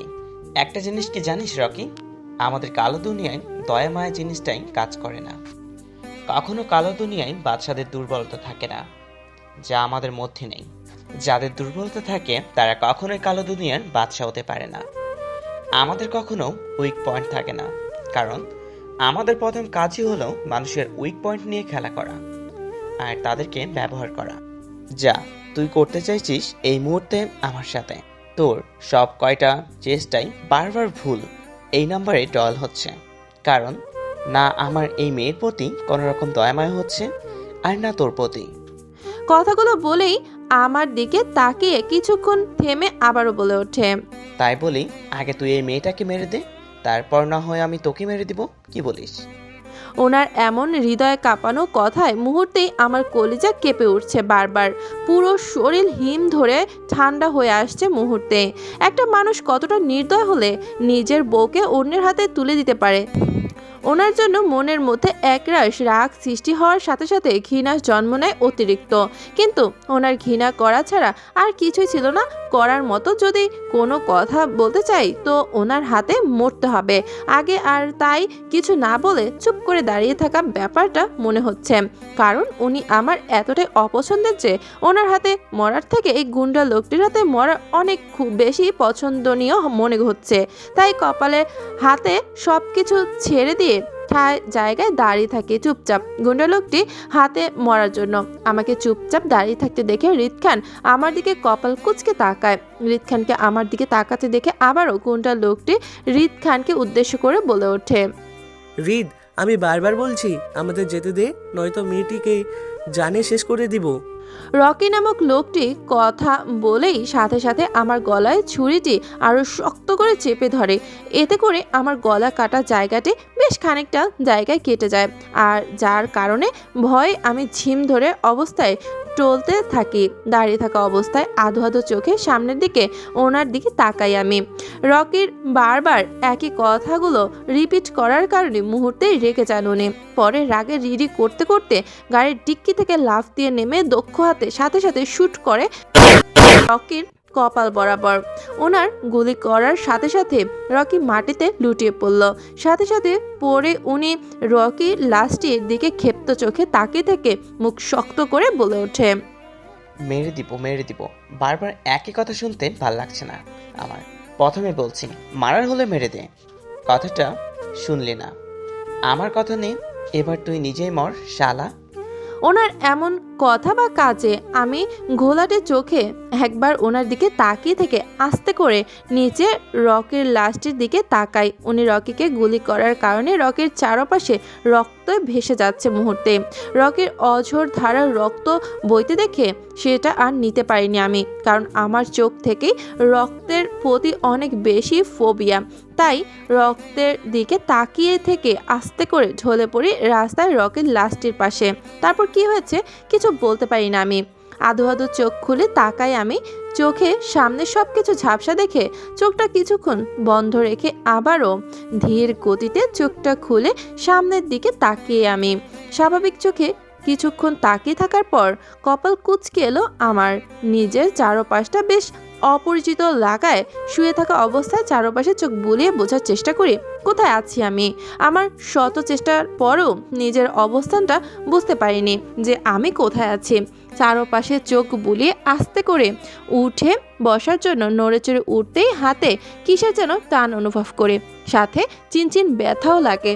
ব্যথা লাগার কারণে আমি চোখ ঘুরিয়ে পাশে তাকাই। তখনই চোখে পড়ল আমার হাতে লাগানো স্যালাইনের ক্যান। আমি ক্যান সহ হাতটি উপরে তুলতে পাশ থেকে কেউ উত্তেজিত কণ্ঠে বলে ওঠে, মায়ূর পাখি, তোমার জ্ঞান ফিরেছে, তুমি এখন কেমন আছো? কারোর এমন কথায় আমি সাথে সাথে ঘাড় ঘুরিয়ে পাশে তাকাই। তখনই চোখে পড়ল রুদ্রকে আমার পাশে দাঁড়িয়ে আছে। চোখে মুখে বেশ আতঙ্কের ছাপ, হয়তো কিছু নিয়ে বেশ ভয় পেয়ে আছে এমন একটা ভাব রুদ্রের মধ্যে। আমি তাকাতেই রুদ্র চোখ মুখে খুশিতে চকচক করে ওঠে। নিজের ঠোঁটের মধ্যে হাসি রেখা টেন, এটা কোথায় আমি, আর আপনি এখানে কেন, আমাকে এইভাবে শুয়ে রাখা হয়েছে কেন? আস্তে আস্তে মায়ূর পাখি, তুমি একসাথে এতগুলো প্রশ্ন করলে আমি উত্তর দেব কি করে? আমি একটা করে তোমার সব প্রশ্নের উত্তর দিছি, ঠিক আছে? তো হ্যাঁ, কি যেন বললা তুমি? প্রথমে কোথায় আছো তাই তো? এটা হসপিটাল। তুমি এখন হসপিটালে কেবিনে শুয়ে আছো অজ্ঞান অবস্থায় দীর্ঘ 12 ঘন্টা যাবৎ। তোমাকে দুপুর 2টোর সময় হসপিটালে আনা হয়েছে, আর এখন রাত 1টা বাজে। তুমি দীর্ঘ 12 ঘন্টা যাবৎ অজ্ঞান অবস্থায় ছিলে। তুমি জানো তোমাকে নিয়ে কতটা টেনশনে ছিলাম আমরা সবাই। তোমার যদি কিছু হতো তাহলে আজ আমার কি হতো? আর সাথে আসিফকে অসংখ্য ধন্যবাদ জানাতে মন চাইছে। আর যদি আসিফ তোমার সাথে সময় মতো হসপিটালে না আনতো তাহলে তো আজ তোমার সাথে সাথে আমিও মরে যেতাম নিঃশ্বাস আটকে। রুদ্রর এমন কথায় আমি শিহরিত হয়ে চমকে উঠি। আমি গত 12 ঘন্টা যাবৎ অজ্ঞান অবস্থা হসপিটালের কেবিনে শুয়ে আছি। তাহলে আমার পরিবার কোথায়? ওরা নিশ্চয়ই আমার জন্য অনেক টেনশন করছে। আমাকে না পেয়ে বাবা, ভাইয়া, মা, ভাবি, আপু সবাই এতক্ষণে হয়তো আম্মু আমার পাগল পাগল হয়েও গেছে আমার টেনশনে। এমনিতে যদি আমি কোনো কারণ মাথায় অল্প আঘাতও পাই, সেটাই মেনে নিতে পারে না আমার পরিবারের কেউই। সবার চোখে মুখে তখন আমাকে নিয়ে টেনশন আর ভয়ের ছাপ স্পষ্ট ফুটে ওঠে অজানা কারণে। আর এখন তো আমাকে স্বয়ং খুঁজে পাওয়া যাচ্ছে না। হয়তো এতক্ষণে সবার অনেক বেশি খারাপ অবস্থা হয়ে গেছে। আমি এমন সব চিন্তা ভাবনার মাঝে ভয় ভয় নজরে রুদ্রের দিকে তাকিয়ে থেকে আবারও বলে উঠি, আমি আম্মু আব্বুর কাছে যাব। আমার আমার পরিবারের সবার সাথে আমি কথা বলতে চাই। প্লিজ আপনি আমাকে সবার সাথে একটু কথা বলিয়ে দিন। সবাই আমার জন্য টেনশন করছে অনেক। আমি বাসায় যাব। আমাকে অস্থির হতে দেখে রুদ্র আমাকে শান্ত করার জন্য সান্ত্বনার সুরে বলে ওঠে, কুল কুল মায়ু পাখি, তুমি শান্ত হও আগে। তোমার পরিবারের সবাই এখানে ছিল দুপুর থেকে। কিছুক্ষণ আগে তাদেরকে আমি বাসায় পাঠিয়ে দিয়েছি আরিফকে দিয়ে। এখন শুধু তোমার মা আর আমি আছি হসপিটালে। তোমার মা তোমার পাশের সিটেই ঘুমিয়ে আছে, দেখো তুমি। আর হ্যাঁ, এখন তোমার মাকে ডাকার দরকার নেই, আমি আছি তো তোমার পাশে। ভয় নেই তোমার, কেমন? আর দুপুর থেকে তোমার টেনশনে টেনশনে কান্না করতে করতে শেষ তোমার আম্মু। বারবার বলছে এবার যদি তোমার কোনো কিছু হয় তো উনি নাকি বাঁচবে না। তোমার পরিবারের সবাই তোমাকে দেখে গেছে এখানে, আর কাল তোমাকে রিলিজ করা হবে, তাই তুমি কালই বাসায় যেতে পারবে। রুদ্রর কথায় আমি পাশ ফিরে আম্মুর দিকে তাকালাম। চোখের সামনে আম্মুর ঘুমন্ত চেহারাটা দেখে মনের মধ্যে প্রশান্তি অনুভব করছি। কিন্তু আবারও হঠাৎ রুদ্রের আজব কথায় চমকে উঠে রুদ্রের দিকে তাকিয়ে আমাকে তাকাতে দেখে রুদ্র ভুরু কুঁচকে বলে ওঠে, আচ্ছা, তোমার কি আগে কখনো কোনো সময় অ্যাক্সিডেন্ট হয়েছিল? ওনার কথাই তো তাই মনে হচ্ছিল আমার। না তো, আমার কখনোই এমন কোনো অ্যাক্সিডেন্ট হয়নি। আমার তেমন কিছু মনে পড়ছে না। আর আমার পরিবারের কেউই আমাকে এমন সব কথা কখনো বলেনি। ওরা সবাই তোমার সামান্য অজ্ঞান হওয়াতে এতটা রিয়্যাক্ট কেন করছিল তাহলে? মানে? আমাকে চমকিত হতে দেখে রুদ্র আমার দিকে তাকায়, পরে নিজেকে স্বাভাবিক করে আমাকে বলে ওঠে, মানে আমি বলবো কি করে? আচ্ছা বাদ দাও এইসব, পরে দেখা যাবে। তোমার এখন রেস্ট প্রয়োজন, তুমি চুপচাপ শুয়ে থাকো, কেমন? রুদ্রর এমন সব কথায় আমি মুহূর্তে চুপ করে গেলাম। পরে আর কিছুই চিন্তা করিনি এই সব বিষয় নিয়ে, কারণ আমার মাথায় এখন অন্য চিন্তা ভাবনা ঘুরপাক খাচ্ছিল ক্ষণে ক্ষণে। আর সেটা হচ্ছে রিত খানকে নিয়ে। জঙ্গল থেকে আসার পর ওনার সাথে দেখা হয়নি 10 দিন হয়েছে আমার। আজ হঠাৎ করে দুপুরে দেখা হয়ে যাবে আমি ভাবতেও পারিনি। যদিও দুপুরে রিক্সা থেকে নেমেছিলাম কৌতূহল নিয়ে, কারণ সামনে কি হচ্ছে সেটা দেখার জন্য। কিন্তু পরে যখন রিত খানের নামটা শুনেই তখন আমি ইচ্ছে করে সামনে এগিয়ে ওনার কাছে গিয়েছিলাম ওনাকে দেখতে, কারণ আমার মনটা তখন অনেকটাই ব্যাকুল হয়ে উঠেছিল ওনাকে এক পলক দেখার জন্য। তাই এক প্রকার মনের কাছে হার মেনে বাধ্য হয়ে ওনার সামনে গিয়েছিলাম আমি। আর ওইখানে পরিবেশটা যে এতটা ভয়াবহ হবে সেটা আমার চিন্তাভাবনার বাইরে ছিল। তাই ওনার বলার সব কয়টি কথা ছিল বড় ধরনের ধাক্কার মতোই। ওনার এমন সব কথাগুলো কেন যেন তখন আমি মেনে নিতে পারছিলাম না। ভেতরে ভেতরে পুড়ে মরছিলাম ভীষণভাবে।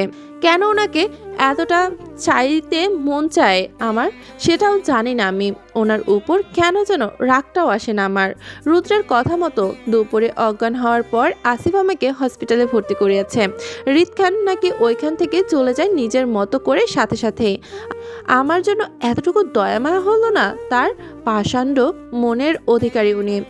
মাঝে মাঝে রিত খানকে খুব ঘৃণা করতে মন চায়, কিন্তু অজানা কারণে তার করতে পারি না আমি। কিন্তু আজকের পর খুব খুব করে চাইবো ওনাকে ঘৃণা করতে, আর আমি সেটা করতে পারবো।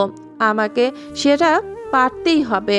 আর এমনটা করতে আমাকে সাহায্য করবে রুদ্র নিজে, সাথে আমাকে জড়িয়ে। কথাগুলো ভেবে একটা দীর্ঘশ্বাস ছাড়লাম নিশ্চুপে। আমার হতাশতা দেখে রুদ্র আমার পাশে বসে আমার একটা হাত নিজের দুহাতের মাঝে নিয়ে করুণ কণ্ঠে বলল, মায়ু পাখি, তুমিটা আমার সবটা জুড়ে বিচরণ করছো। তুমি সুস্থ তো, আমিও ঠিক। তাই প্লিজ তুমি কোনো বিষয় নিয়ে টেনশন করো না। যা হবার তা তো হবেই পরে। কোনো বিষয় নিয়ে এখন চিন্তা করাটা জরুরি নয় তোমার জন্য। আস্তে করে উত্তর দিয়ে নিমিষেই নিজের চোখটা বন্ধ করে সিটের মধ্যে গা এলিয়ে শুয়ে পড়ি। এখন আর কিছু ভালো লাগছে না, তাই কিছুক্ষণ নিজের মতো করে থাকতে চাই। কথা ভেবে একটা সময় ঘুমিয়ে পড়ি। ওই অবস্থায় রুদ্র আমার পাশেই বসে থাকে, চুপচাপ আমার দিকে তাকিয়ে থেকে। গভীর ঘুমে তলিয়েছিলাম আমি, কিন্তু হঠাৎ করে কিছু শব্দ পেয়ে আধো আধো করে চোখ খুলে তাকাই। শব্দের উৎসর সন্ধানে চারপাশে নিভু নিভু চোখ বুলিয়ে নিই আমি। চোখের সামনে কিছুই দেখতে না পেয়ে কপাল কুঁচকে এলো আমার। স্পষ্ট মনে আছে কেউ আমার কপালের সাথে তার কপাল মিলিয়ে রেখেছিল বেশ সময় ধরে। সে আমার পাশে বসেছিল, সাথে অনেকক্ষণ যাবৎ তার চোখের অশ্রু বিসর্জন দিয়েছিল। তার ফুপানোতেই ঘুম ভেঙেছে আমার, কিন্তু চোখ খুলে চোখের সামনে কাউকেই দেখতে পাইনি আমি। কে হতে পারে? বিষয়টি ভেবে ভেবে রুদ্র অনুসন্ধান করতে লাগি আমি, কারণ আমার পাশে এতক্ষণ যাবৎ রুদ্রই বসেছিল। তাহলে কি রুদ্র কান্না করছিল আমার জন্য? আমার এমন সব চিন্তা ভাবনার মাঝে রুদ্র কেবিনের দরজায় দিয়ে রুমের ভেতর প্রবেশ করে, কিছু ফাইল হাতে নিয়ে। খুব সম্ভবত আমার হসপিটালের কাগজপত্র হবে। রুদ্র আমাকে তাকাতে দেখে হাসি মুখে আমার দিকে এগিয়ে আসে, পরে সুপ্ত কণ্ঠে আমাকে উদ্দেশ্য করে বলে ওঠে, কি ব্যাপার, ঘুম ভেঙে গেছে বুঝি ম্যাডামের? রুদ্রর এমন কথায় আমি আমার মতো করে বলে উঠি, এতক্ষণ কোথায় ছিলে তুমি? ম্যাডাম কি আমাকে দেখতে না পেরে বেশ চিন্তায় ছিল? আপনি কি বলবেন কোথায় ছিলেন? ওকে ওকে ম্যাডাম, আর হাইপার হতে হবে না, বলছি কোথায় ছিলাম। আসলে তোমার কিছু টেস্ট করানো হয়েছে, সেগুলো কালেক্ট করতে গিয়েছিলাম, তাই আসতে একটু লেট হয়ে গেছে। রুদ্রের এমন কথায় আমি চমকে উঠি। তার মানে এতক্ষণ যাবৎ আমার পাশে অন্য কেউ বসেছিল? কে হতে পারে যে আমার এতটা কাছ থেকে আমার জন্য কান্না করবে? হসপিটাল থেকে এসেছি কাল সকালে। আমার তেমন কোনো সমস্যা ছিল না বলে একটা রাত রেখে রিলিজ করা হয়েছে আমাকে। কাল একটু বেড রেস্ট নিলেও আজকে বেশ ফুরফুরে আছি আমি। সকাল থেকে চঞ্চলের সহিত এদিক ওদিক ঘুরঘুর করছি আমি। নিশ্চিন্তে ঘুরঘুর করছি এমন কিন্তু মোটেও নয়, সাথে কথা এক ঝুলি সমান চিন্তা নিয়ে ঘুরছি। আর আমার এত শত চিন্তার কারণ দুটো, একটা হলো যে কাল রাতে হসপিটালে কে বসেছিল আমার পাশে, তা এখনো পর্যন্ত জানা হয়নি আমার। দুই, আমার বিয়েটা এগিয়ে আসছে দিন বা দিন, আর অল্প কিছুদিন পরেই আমার আবার বিয়ে, অথচ রিদ খানের সাথে আমার ডিভোর্স হয়নি এখনো। এই বিষয়ে ওনার সাথে কথা বলার দরকার, কিন্তু উনি নাকি বাংলাদেশে নেই, লন্ডনে আছে কাজের সুবাদে। আমাকে যেদিন হসপিটালে নেওয়া হয়েছিল সেদিন নাকি উনিও লন্ডনে চলে যায়, আর এখনও আসেনি। বাংলাদেশে কবে আসবে সেটাও জানি না। আচ্ছা, আমি কি বিয়ে বিষয়টা নিয়ে কথা বলবো রুদ্রের সাথে? রুদ্র কি বুঝবে আমাকে? নিজের ভাইয়ের বিরুদ্ধে গিয়ে আমাকে বিশ্বাস করবে কি? এমন চিন্তা ভাবনা নিয়ে বেডের উপর পা ঝুলে বসে আছি। এই মুহূর্তে কি করা উচিত কিছুই জানি না আমি। রিদ খান আমার জীবনে আসার পর থেকে আমার জীবনটা একটা চক্রর আকারে ঘুরছে। চারপাশে কখন গিয়ে যে কিসের মধ্যে আটকে যায়, আর আমাকে সেটাই করতে হয়। কিছু জানি না আমি। রিদ খানকে ওই দিনের পর থেকে ওনার জন্য শুধু ঘৃণাটাই আসে মনের মধ্যে, অন্য কিছুই না। ওনার কথা ভাবতে ইচ্ছে করে না আমার। ওনাকে নিজের লাইফ থেকে শুধু দূরে রাখতে চাই আমি, যেন ওনার কোনো কালো ছায়াও আমি অবধি পৌঁছাতে না পারে। কিন্তু তাও পারি না। অদ্ভুত টান ফিল করি ওনার জন্য, আর সেটা কির জন্য সেটাও বুঝে উঠতে পারছি না আমি।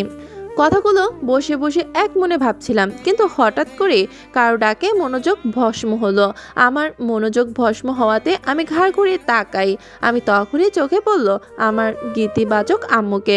গীতিবাচক আম্মু কেন বলছি তাই তো? তাহলে শুনুন।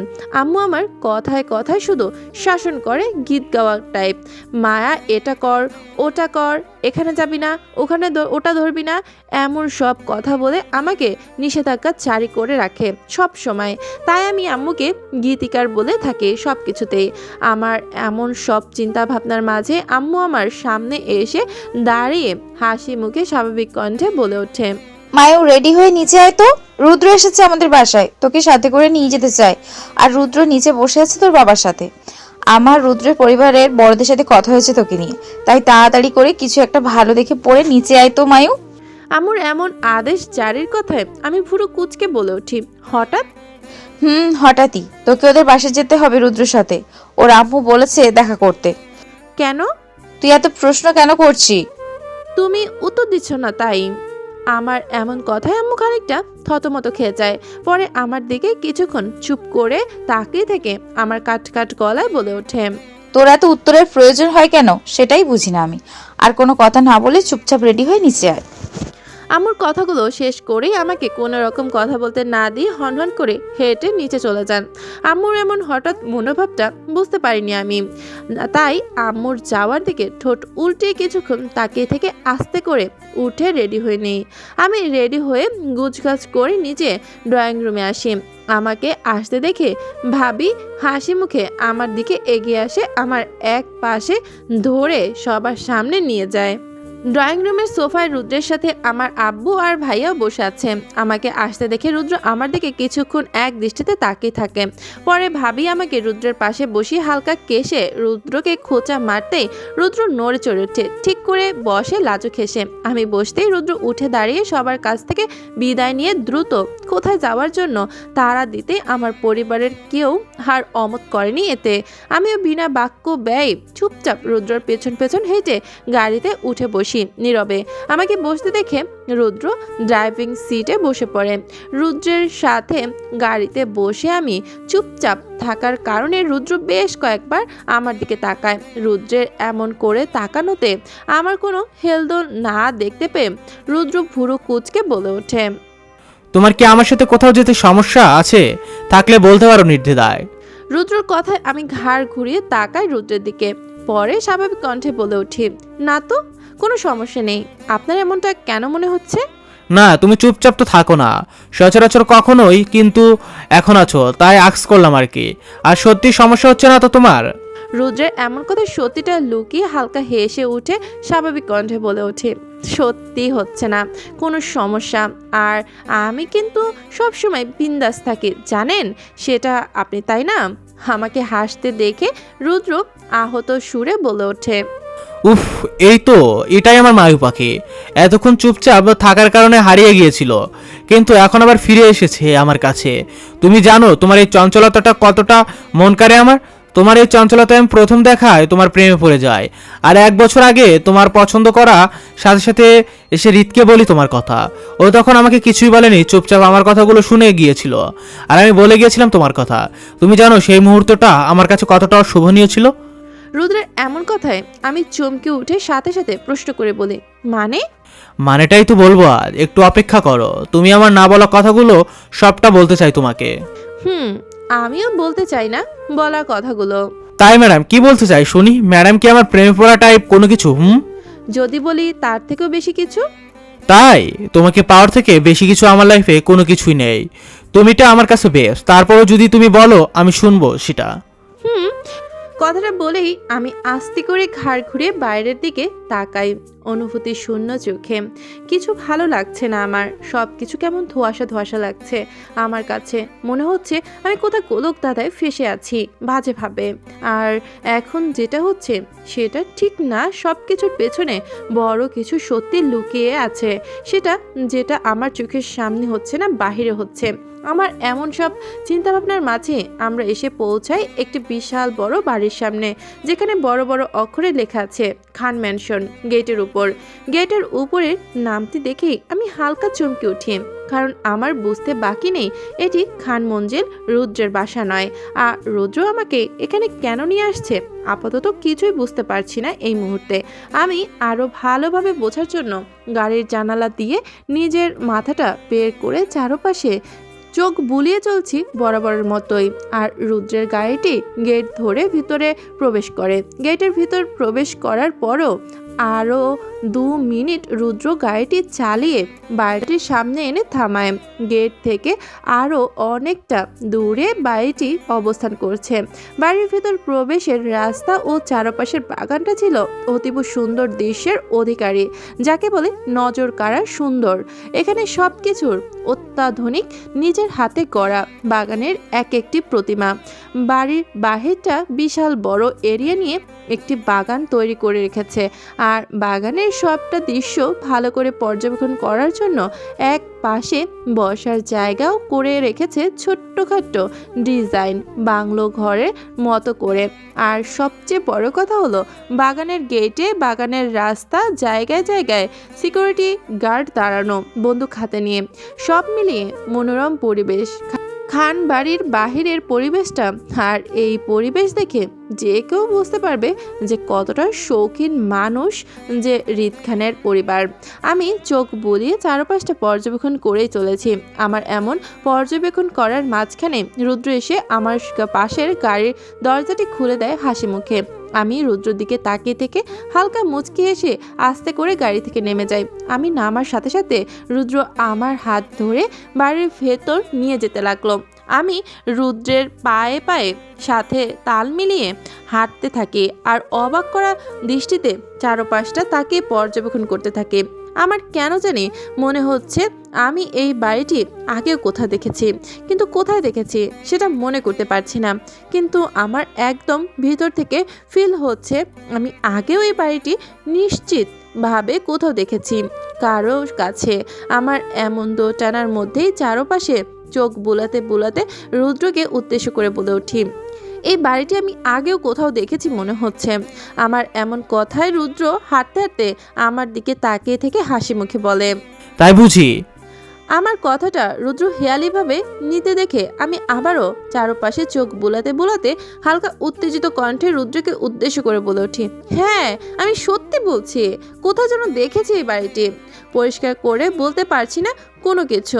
আমার উত্তেজিত কণ্ঠ শুনে রুদ্র আমাকে সান্ত্বনার সুরে বলে, আমি জানি তো সেটা কোথায় দেখেছো তুমি। হয়তো তুমি কোনো নিউজ পেপারে দেখেছো এই বাড়িটা, কারণ রিদ বা নানা ভাই অনেকবার ওই বাড়িটা থেকে ইন্টারভিউ দিয়েছে, আর সেটাই তুমি হয়তো তখন দেখেছো টিভিতে বা নিউজ পেপারে। রুদ্রের এমন কথায় আমি মুহূর্তে চুপ করে যাই, কারণ এই বিষয়টি সত্যি হতে পারে। আমার মনে হচ্ছে হয়তো আমি কখনো টিভিতে দেখেছি এই বাড়িটি, কিন্তু এখন মনে পড়ছে না সেটা। তাই আমি রুদ্রের কথা অনুযায়ী সম্মতি জানিয়ে আস্তে করে বলি, কথাটা শেষেই রুদ্র আমার হাত ধরে টেনে নিয়ে বাড়ির মেইন দরজা ধরে বাড়ির ভেতরে প্রবেশ করে। খুব সম্ভবত বাড়ির মেইন দরজার সামনে দুজন বডিগার্ড দাঁড়ানো থাকা কারণে তাই বাড়ির কোনো দরজা লাগানোর প্রয়োজন বোধ করে না খান বাড়ির সদস্যরা। আমার এমন সব চিন্তা ভাবনার মাঝে আমরা এসে পৌঁছাই বাড়ির ভেতরে।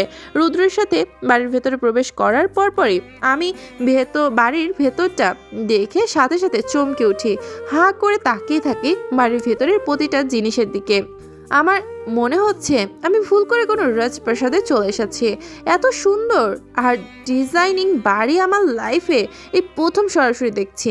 এতটা সুন্দর যে যতটা বর্ণনা করব ততটাই কম হবে।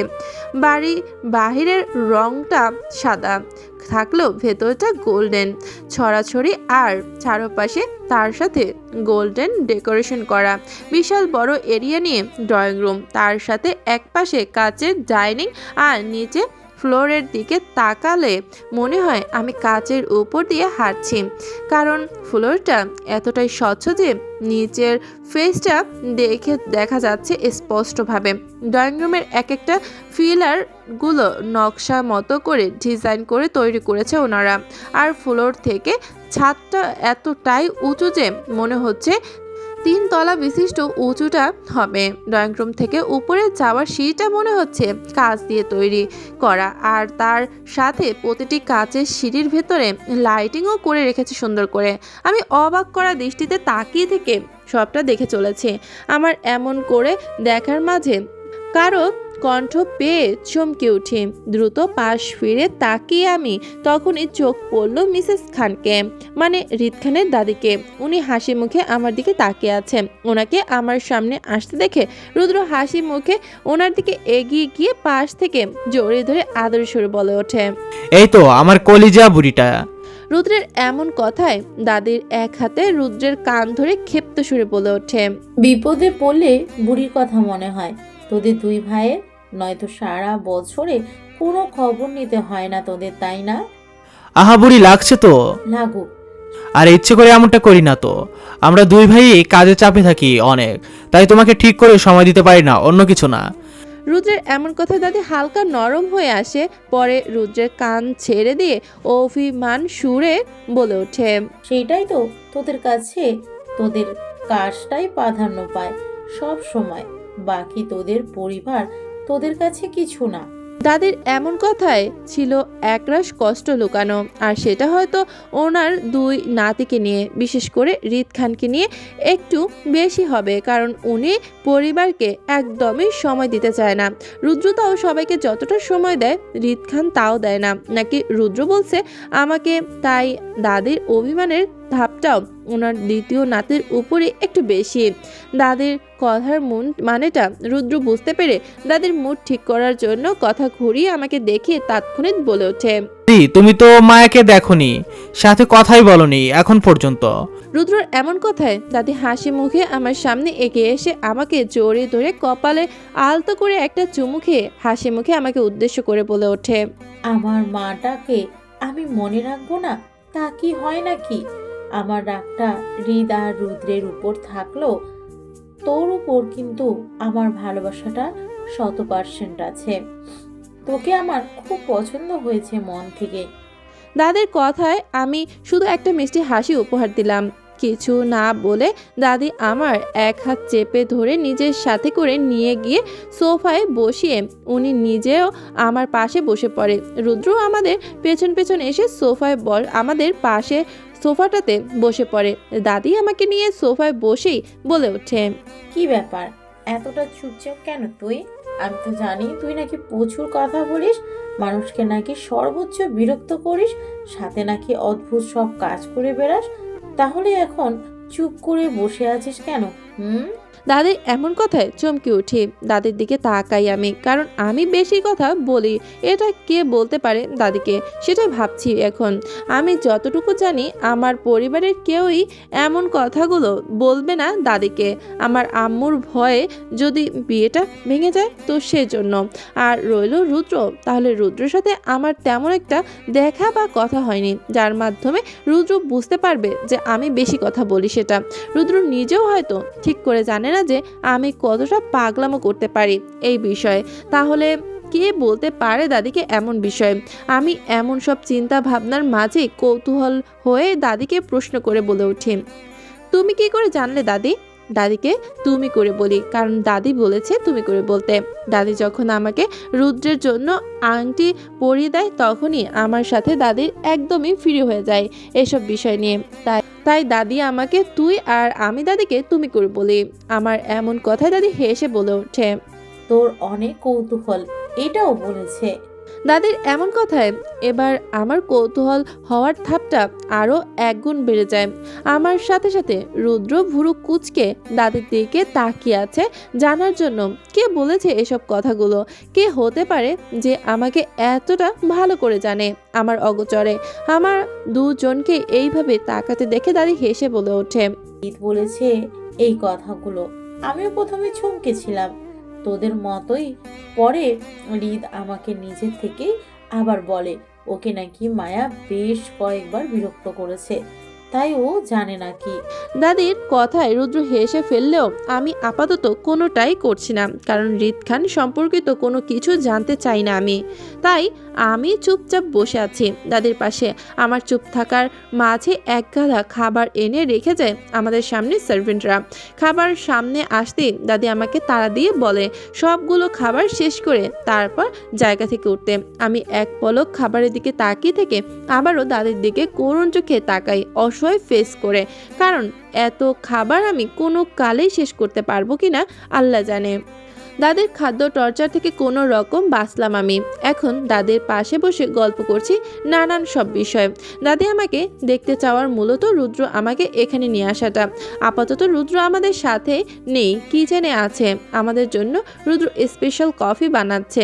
তাই মহাশয় এখন মহা ব্যস্ত তার হট কফি বানাতে, আর আমরা ব্যস্ত গল্পের আসর জমাতে। দাদির সঙ্গ পেয়ে আমি মেতে উঠেছি গল্প ভাণ্ডার নিয়ে। আমার ননস্টপ বকবকা গুলো দাদিকেও বেশ মনোযোগ সহকারে শ্রবণ করে যাচ্ছে ক্রমাগত। আমার বকবকানির মধ্য দিয়ে দাদি আমার দিকে তাকিয়ে থেকে হাসি মুখে হঠাৎ করে আমাকে জড়িয়ে ধরে কপালে আলতো করে একটা চুমু খায়। দাদির এমন কাজে মুহূর্তেই আমি চুপ করে যাই দাদির দিকে তাকিয়ে থেকে।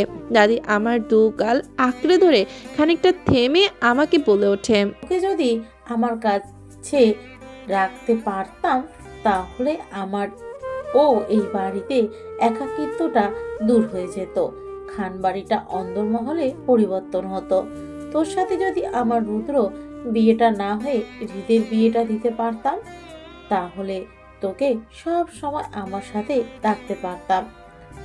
আর এখন যে রাখতে পারবো না তেমনটা নয়, কিন্তু আমি রুদ্রকে শর্ত দিয়ে রাখবো, মাসে 15 দিন তুই রুদ্রের বাসায় থাকবি আর বাকি 15 দিন তুই এই বাসায় থাকবি আমার সাথে, নয়তো তোদের বিয়েটা আমি ক্যান্সেল করে দিব।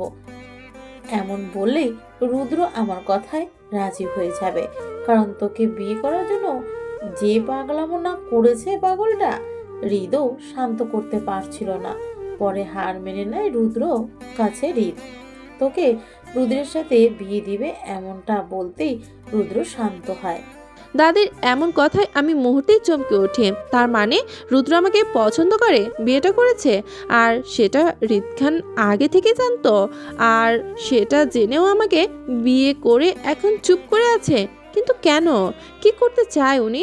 আর উনি আমাকে পছন্দ করে না সেটা আমি জানি। উনি শুরু থেকেই এটা বলে আসছে, কিন্তু অপছন্দ করার সত্ত্বেও আমাকে ডিভোর্সটা কেন দিচ্ছে না সেটাই বুঝতে পারছি না। আমার এমন সব চিন্তা ভাবনার মাঝে দাদি আমার গাল ছেড়ে নিজের দু হাতে আঁকড়ে ধরে একটা দীর্ঘ নিঃশ্বাস ফেলে কিছুক্ষণ থেমে আবারও বলে ওঠে, একাকিত্বটা তো আমার থেকেই যাবে সব সময়। জানিস মায়া, হৃদ কখনোই আমার মনের কথাগুলো বুঝতে চায় না। কতবার বলছি বিয়ে কর বিয়ে কর, ও আমার কথায় কান পর্যন্ত দিচ্ছে না। এই বিষয়ে কোনো কথাই বলে না, আমাকে সবসময় চুপ করে থাকে। দাদির এমন কথা আমি কৌতূহলী হয়ে বলে উঠি, কেন, ওনার কি কোনো পছন্দ ছিল নাকি আগে? আমার কথায় দাদি একটা দীর্ঘ নিঃশ্বাস ফেলে বলে, আমার হৃদের আবার পছন্দ কাউকে পছন্দ করতেই পারে না। কে করবে ওকে পছন্দ? ওর কাছে কোনো মেয়ে ঘেঁচতেও পারে না। ও ছোট থেকেই এমন একরোখা টাইপের ছেলে ছিল, যা বলবে তাই করবে, কারো কথা শুনতো না, হাসতো না, সহজে এমন টাইপের ছেলে ছিল। তবে দাদিকে চিন্তা হয়ে থামতে দেখে আমি দ্রুত তাড়া দিয়ে কৌতূহল নিয়ে দাদিকে উদ্দেশ্য করে বলে উঠি, তবে কি দাদি?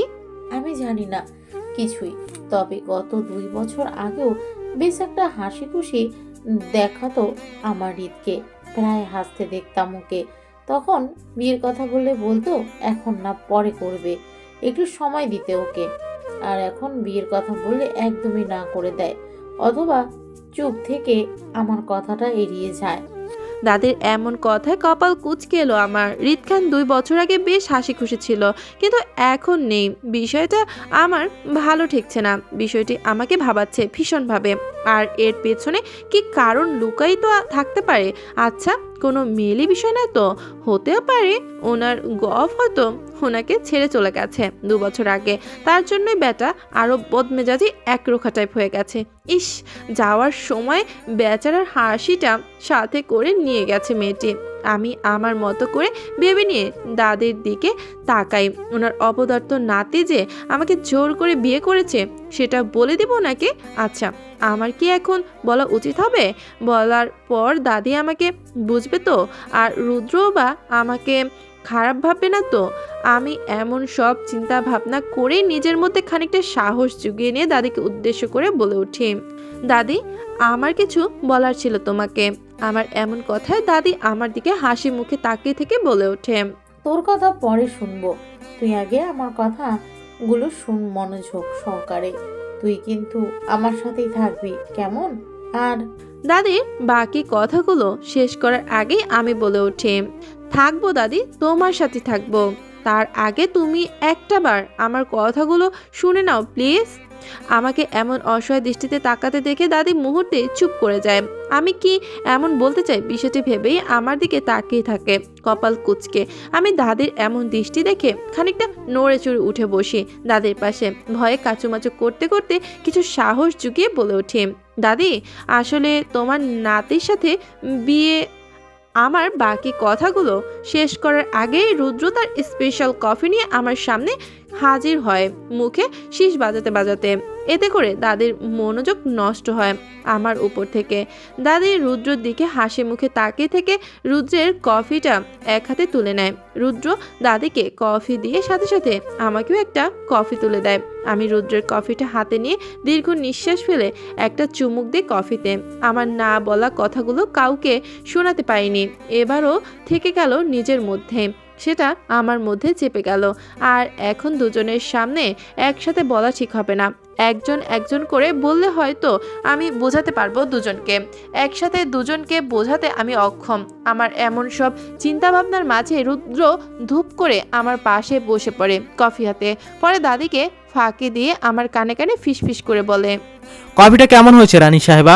রুদ্রের কথায় আমি পাশে না ফিরে একটা মুচকে হাসি দিয়ে নিজের মাথাটা নাড়িয়ে সম্মতি জানাই যে কফিটা অনেক ভালো হয়েছে। আমার সম্মতি পেয়ে রুদ্র হেসে ওঠে। আমার দাদির অগোচরে একটা চোখ টিপ মারে ঠিক করে বসে পড়ে। আর আমি রুদ্রের এমন কাজের সাথে সাথে দাদির দিকে তাকাই। আমি আপাতত তার কফি খাওয়ায় মনোযোগী, তাই রুদ্র দিকে তার তেমন কোনো দৃষ্টি নেই, তাই আমিও আর পরে রুদ্র দিকে তাকাইনি লজ্জায়। কফির সাথে সাথে আমাদের আড্ডা আসরটা শেষ হয়। দাদি আমাকে ও রুদ্রকে পাঠিয়ে পুরো খান বাড়িটা ঘুরে ঘুরে দেখতে।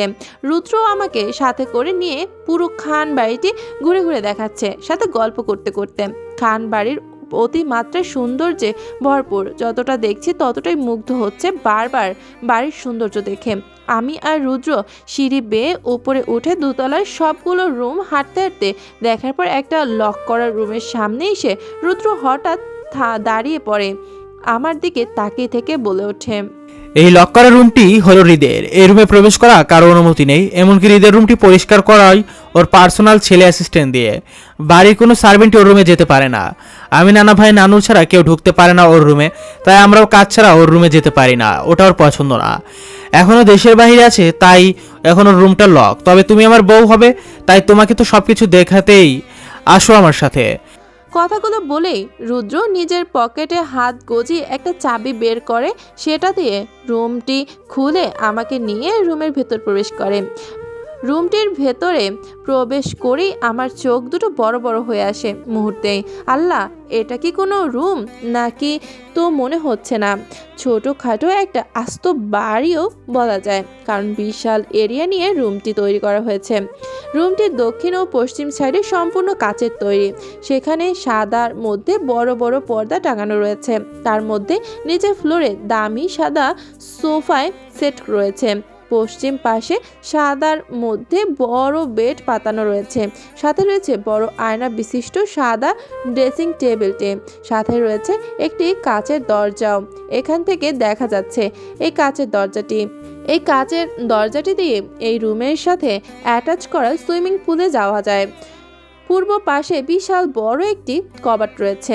উত্তর পাশে কাচের অ্যাটাচ বাথরুম, ভেতর থেকে পর্দা দেওয়া। তার সাথে বড় একটি বুক র্যাকও রয়েছে দেয়ালের সাথে অ্যাটাচ করা বইয়ে। আমি চোখ বড় বড় করে হাঁ হয়ে হৃদ খানের রুমটি পর্যবেক্ষণ করছি। আমার এমন করে দেখার মধ্যে দিয়ে হঠাৎ রুদ্রের ফোন বেজে ওঠে।